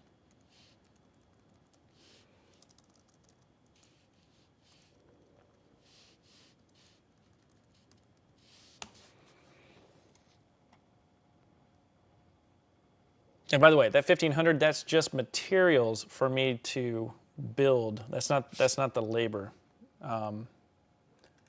That's why, getting like a pre-built system sometimes works out better. Stainless steel machine screws, I don't use those anymore. Countersunk, I don't use those. All right, install materials. The lap sealant for the roof, we're going to use that. Loctite for the floor, definitely going to use that. I'm going to bring this up to 8 because I used a lot more last time on the last build than I anticipated. Okay, this right here, the add-ons, this is where the customer and I will add stuff that doesn't have to do with the basic part of the build. So this is where water filters, additional lagoon mount tables, different pull-down faucets, additional L-track, stuff like that. So this customer, they are interested in doing overhead storage. They have an idea of what they want to do, but I think I'm going to steer them into a different product. So I think Van Wyf Components, actually, here it is. So if we go to ABC Rig, there's these Van Wyf Components hanging bags. They use J channel. And what the J channel does is it's in the shape of a J, and you run 2 strips along the ceiling, and then these bags have these, this is impossible to see, hold on. They have these little hooks, and you can slide the bag on the hooks wherever you want it, and you can take it off and you can put it back on. So that's a good idea. I think they wanted to do some type of carousel engineered thing. Honestly, that's gonna cost too much to do budget-wise. Plus, I don't think it's gonna work well. Cool idea though. They wanted to have something that's like a carousel where that you can kind of rotate the bags around, but the roof rack or the roof of the van is really not designed to handle that much weight. It's already got the roof rack, solar panels, AC, and the ceiling material, and the upholstery, and the lighting, and power. So I really don't like to add anything that's not without some additional structure. So these hang from the wall, not the ceiling. So that's why I like them. So let's see, I'm gonna insert here. So this is the last thing I'm gonna put on here. So let me know if you guys have any questions. If you guys have made it this long, thank you so much for watching. And definitely, subscribe, like, share, all those fun things. And ask questions. Ask questions. I'd love to hear any questions that you guys have. It can be questions on this Excel sheet, kind of how I'm doing this, all that good stuff. So the hanging bag, oh, by the way, there's no logo on here. So they say no logo. That's just like a stock photo, I guess they're using. So the 60-inch, so my recommendation would be that they have maybe these small bags. I gotta call ABC Rig. I'm not sure. I have a video. Okay, let's go to video. We got some video. Let's go to here. Okay, let's go to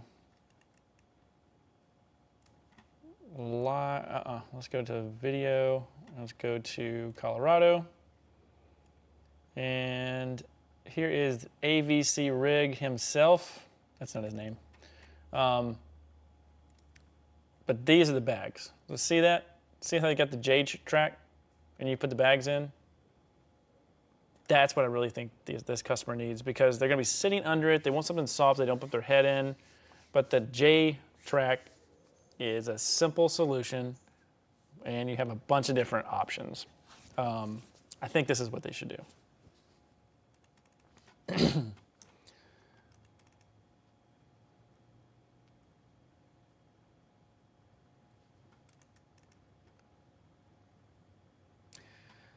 So, yeah, that is 2 standing desks that are wired together. That's pretty cool.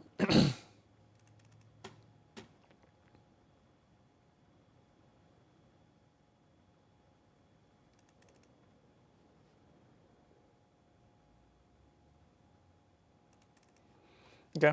Yep. All right. Any more questions, guys? I think that might be it for today's video. Here is kind of what I'm looking at. If you're interested in me making something like this that you guys can purchase, you know, maybe like a template for like $10 or something like that, just going to help out the channel. I could kind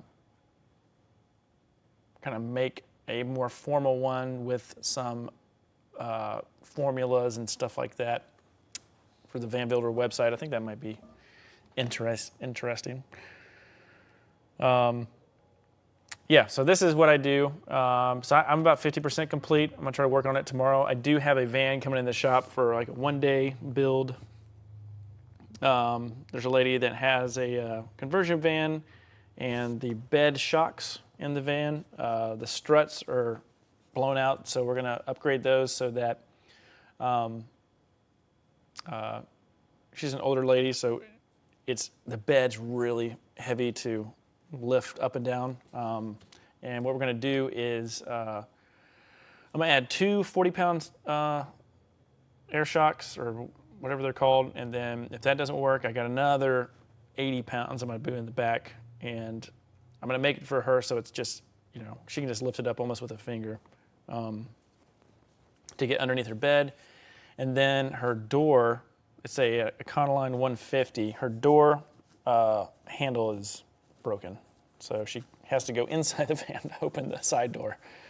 And so I'm gonna help her out with that, and then that's it. That's pretty much all I'm doing. Let's see, I'm supposed to receive some parts today. I haven't got them, so.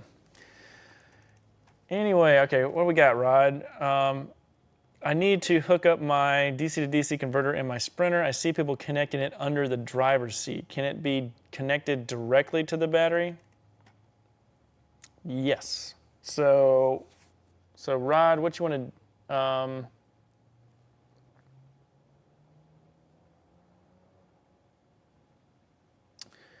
so what I would do, typically the DC to DC converter, so let's say, hold on, let me research this.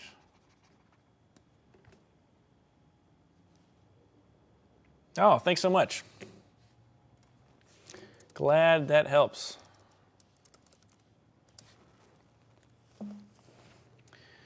Okay, we'll try to draw Rod's van here to answer this question. I can get my window. Come on.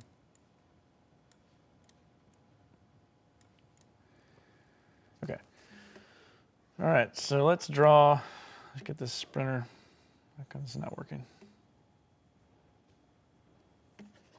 Oh, I'm in eraser mode. That makes sense. There we go. All right, so here we go. This is a Sprinter van.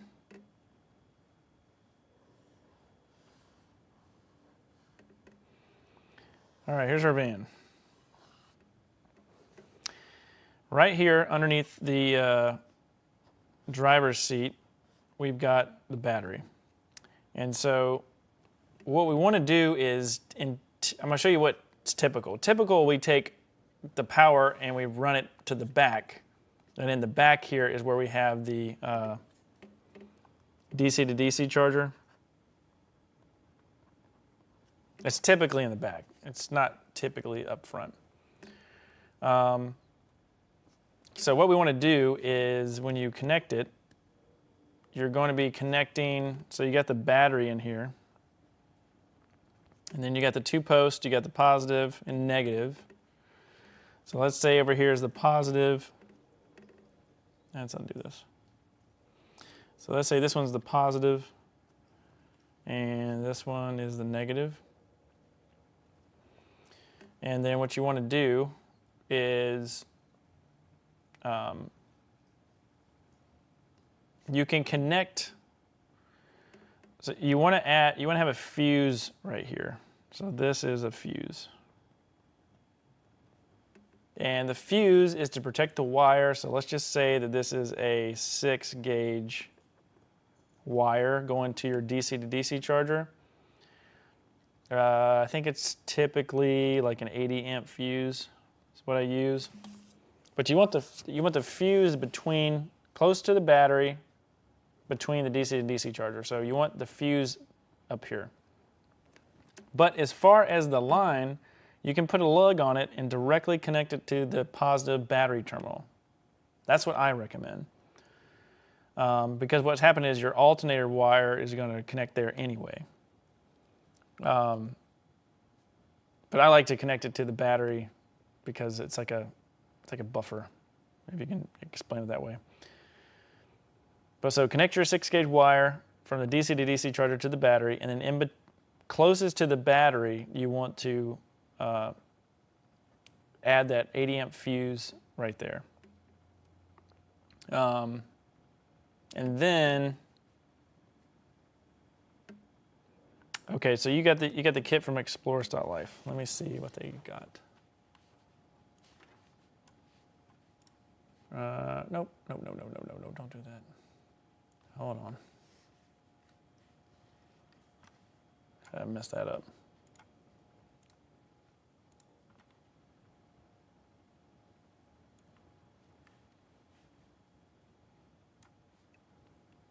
There we go, okay. Man, my computer does not like all these windows. Hold on a second, Rod. Okay, let's go to Explorist.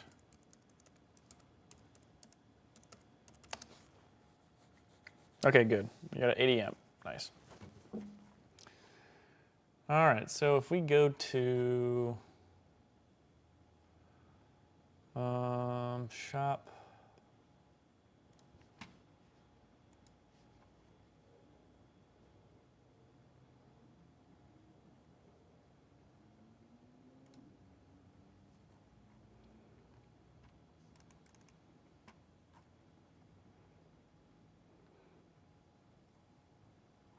So Rod, did you get one of their kits, like electrical system kits?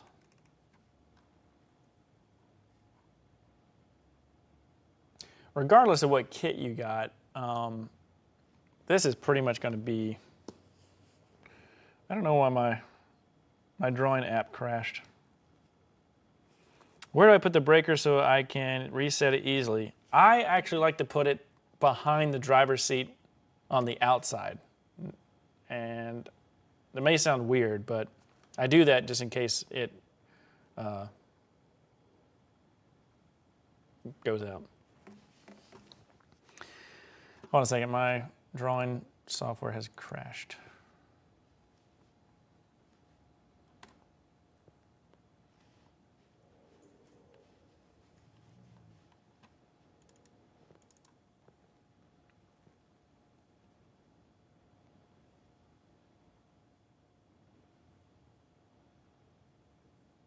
Okay.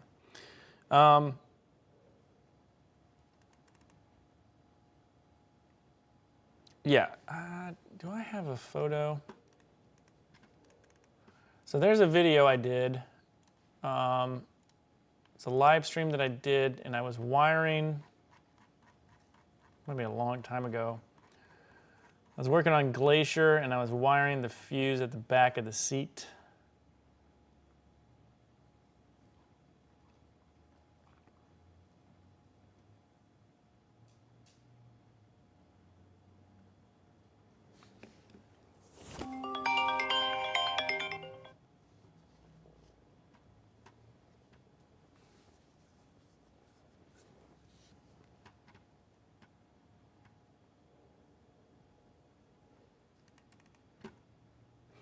Hold on 1 second, guys. I need to take this call.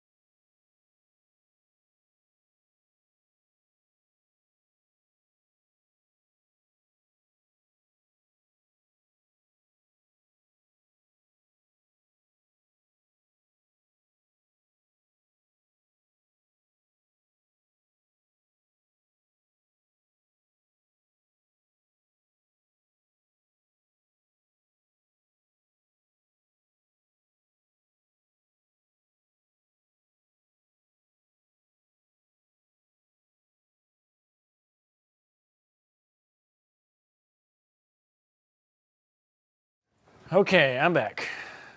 Nova wants to play. All right, okay. All right, Rod, let's see if we can knock this question out real quick before I get off the stream. This is the seat of the Ford Transit. Now your Sprinter is going to be a little different, but the whole thing here is I've got a wire and a fuse. Now, John and Susan's van, I did put the fuse on the inside of the seat, but I was confident in how I sized everything that it's extremely rare that this fuse is going to blow. The only reason that this fuse would blow is if you sawed through the floor or something like that. So the fuse should not blow. That 80 amp fuse should probably never blow. So technically you could put it under the seat. I did for John and Susan's. On the Glacier van, I did not because that's when I was still kind of learning. Let's see, yeah, okay. So just to show you here, this is where everything gets charged. I've got the negative terminal off, and then so what I'm doing now is I'm getting ready to attach the, did I not film that? Okay, there he goes. So where I'm filming right now, where my hand is on the right-hand side of the screen, that is, so right here, that is where, so take one of these nuts off, and then you can take a terminal lug and put it on there, and then wire it to the back of your van.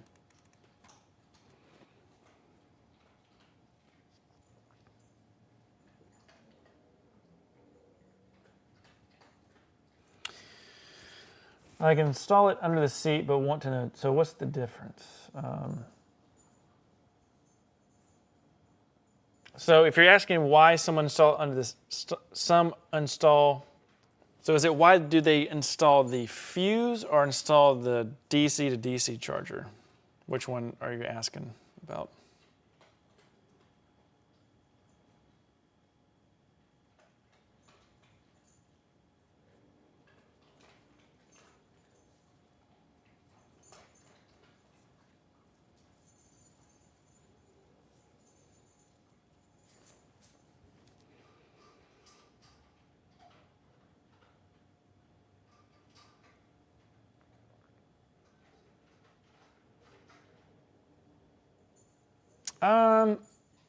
I don't know why. I always had the DC to DC charger by the batteries in the rear of the van.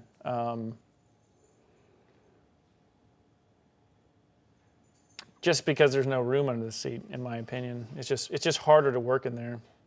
Yeah, I just do it direct to the battery. Just do a direct battery line. By the book, the fuse needs to be as close to the battery as it can. So, because it needs to burn, it needs to go off there first. That's where you should put it. So you could probably put the fuse under the seat. I highly doubt you're going to blow it.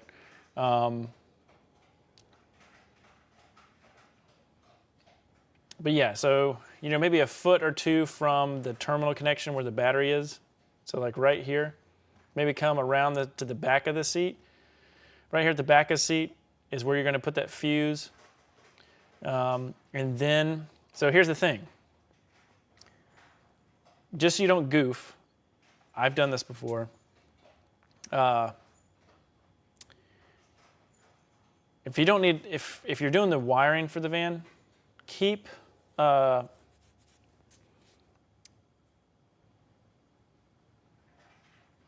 put the fuse in yet until you're done wiring the back of the van so you don't short something accidentally. And then once you're done wiring the back of the van, come up to the front, even if you got to take the seat back out and then put the fuse in. That way you just don't kind of goof and arc or short it. That's what I would do. But yeah, connect to the battery terminal, come out about a 1 or 2 feet, put the fuse in, then run the rest of the cable all the way to the back of the van, wherever you're going to have the DC to DC charger. That would be my recommendation. All right. All right, guys, pretty good live stream tonight. Yeah, I lowered the whole entire desk, and then I got the comfy chair out here. But yeah, I am going to grab some food. Thanks so much for all the great questions tonight. This has been a good one. If you'd like to see more of this, just give me some feedback in the comments. Let me answer one question really quick. I think there's 2 good questions in the 2 good comments.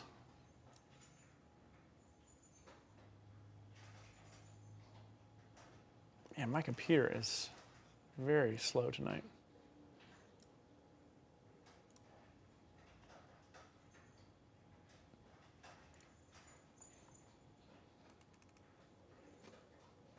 Huh. No. Maybe I'm not going to. Maybe. You're welcome, Rod. Thanks for viewing the channel, asking great questions. I'm not sure why I can't. Huh.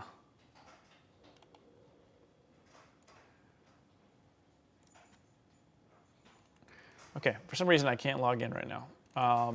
So we will save those questions for actually, here, let me do it on my phone.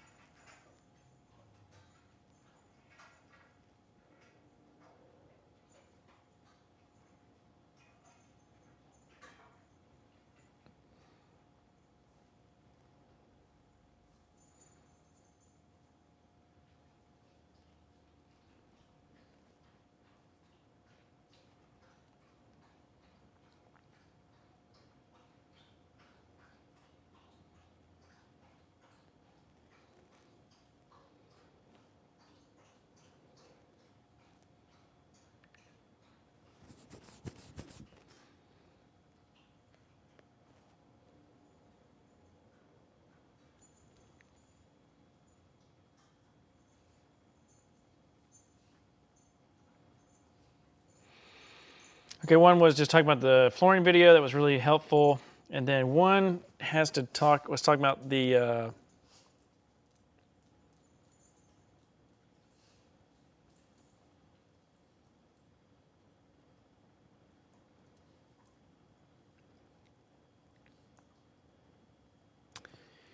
so the question was, would you leave, let's see if that'll come up there. So the question is, would you leave the felt-backed vinyl floor covering installed at the factory under your installation as an extra layer, or remove and start from the bare metal, and why? You always want to remove the factory rubber that's in the back of a cargo van. It's adding additional height, but it's not helping you with insulation. You need to do the flooring method that I show in my video, the Ultimate Flooring Guide. Also check it out on Van Builder HQ. It's going to talk to you about the ins and outs of why that's so important. It's going to make the floor squishy. It's not a very good mounting surface. Just a lot of reasons why. So let's go here in the answer. Yeah, so Jamie, we need to put a search bar for the blog. We can't search.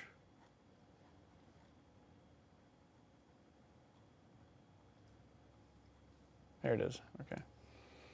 So go to the Ultimate Camper Van Flooring Guide. Let me copy it, let me put it in the chat here. So in here, this is explaining the layers of the flooring system as a DIY floor. So in this photo, you want to have a flat surface.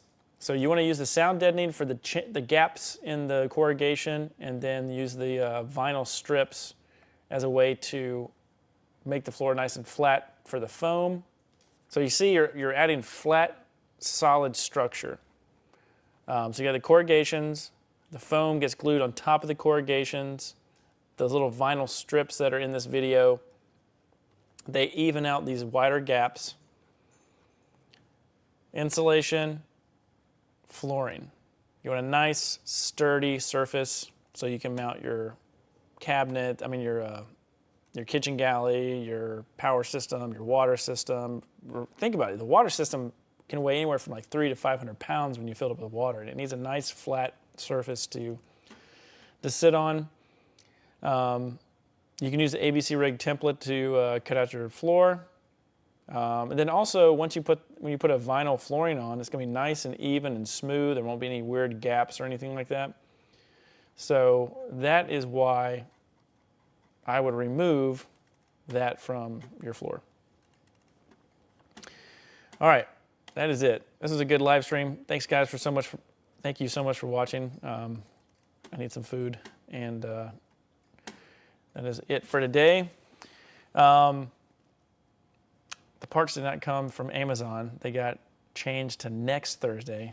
So that phone call I took, I just rescheduled with a customer for that install tomorrow. So the live stream I was going to do of the install, that won't happen until next Thursday. So in the meantime, I'm going to be working on the customer's proposal. So what I'll do tomorrow is we'll just hop on another video, and we will finish the proposal tomorrow. Working on that for an hour or two, get that dialed in. And that way I might be able to hop on a phone call with them Friday this week instead of next week. So that'll be exciting. All right, that's gonna do it, guys. Thanks so much for tuning in to Van Builder HQ. Get subscribed to the YouTube channel, like the video. Oh, your kill mat's taking forever. I think what just happened is I think we're feeling the domino effect of those 2 days of the dock workers strike and all of the hurricane devastation. I think we just are now feeling that. I think that's what's getting everything reset. So yeah, there's probably going to be a couple delays for the next couple weeks, which is another thing. If you guys are doing a proposal for a van client, I know I get asked, Nick, how long does it take you to build a van? In a perfect world, it could take 3 to 4 months. Typically, it's always like a month or two longer than that. And it's either design change decisions that are pretty big, shipping delays, and it's not shipping delays of multiple parts. It's shipping delays of maybe one thing. So a specific solar panel or a specific flooring treatment or something like that. It's always something that doesn't let certain parts of the van get to the next step. So I have a lot of stuff in the shop. Like I have a passenger CRL window that I keep in stock. I've got a film awning in stock. I've got undermount water tanks. The water tanks take forever, just in general. So I have 1 or 2 of them in stock. Bamboo takes forever. It's very expensive. So I've got enough panels for just one more van. Yeah, you just have to, trust the builder you're working with, work with them. And if you can, order stuff in the beginning. Like make one big order and try to get the ball rolling. Don't order it kind of piecemeal as you go, would be my recommendation. So it's hard. That's why you got to have a good relationship, kind of good trust with your builder, because it's a lot of money that you're giving them to make that big order. But at the same time, if you don't make the big order, you're both wasting a lot of times on both ends. So that's my advice. Okay, I'm going now. That's it. End of the live stream. Thank you guys for watching. We'll see you tomorrow.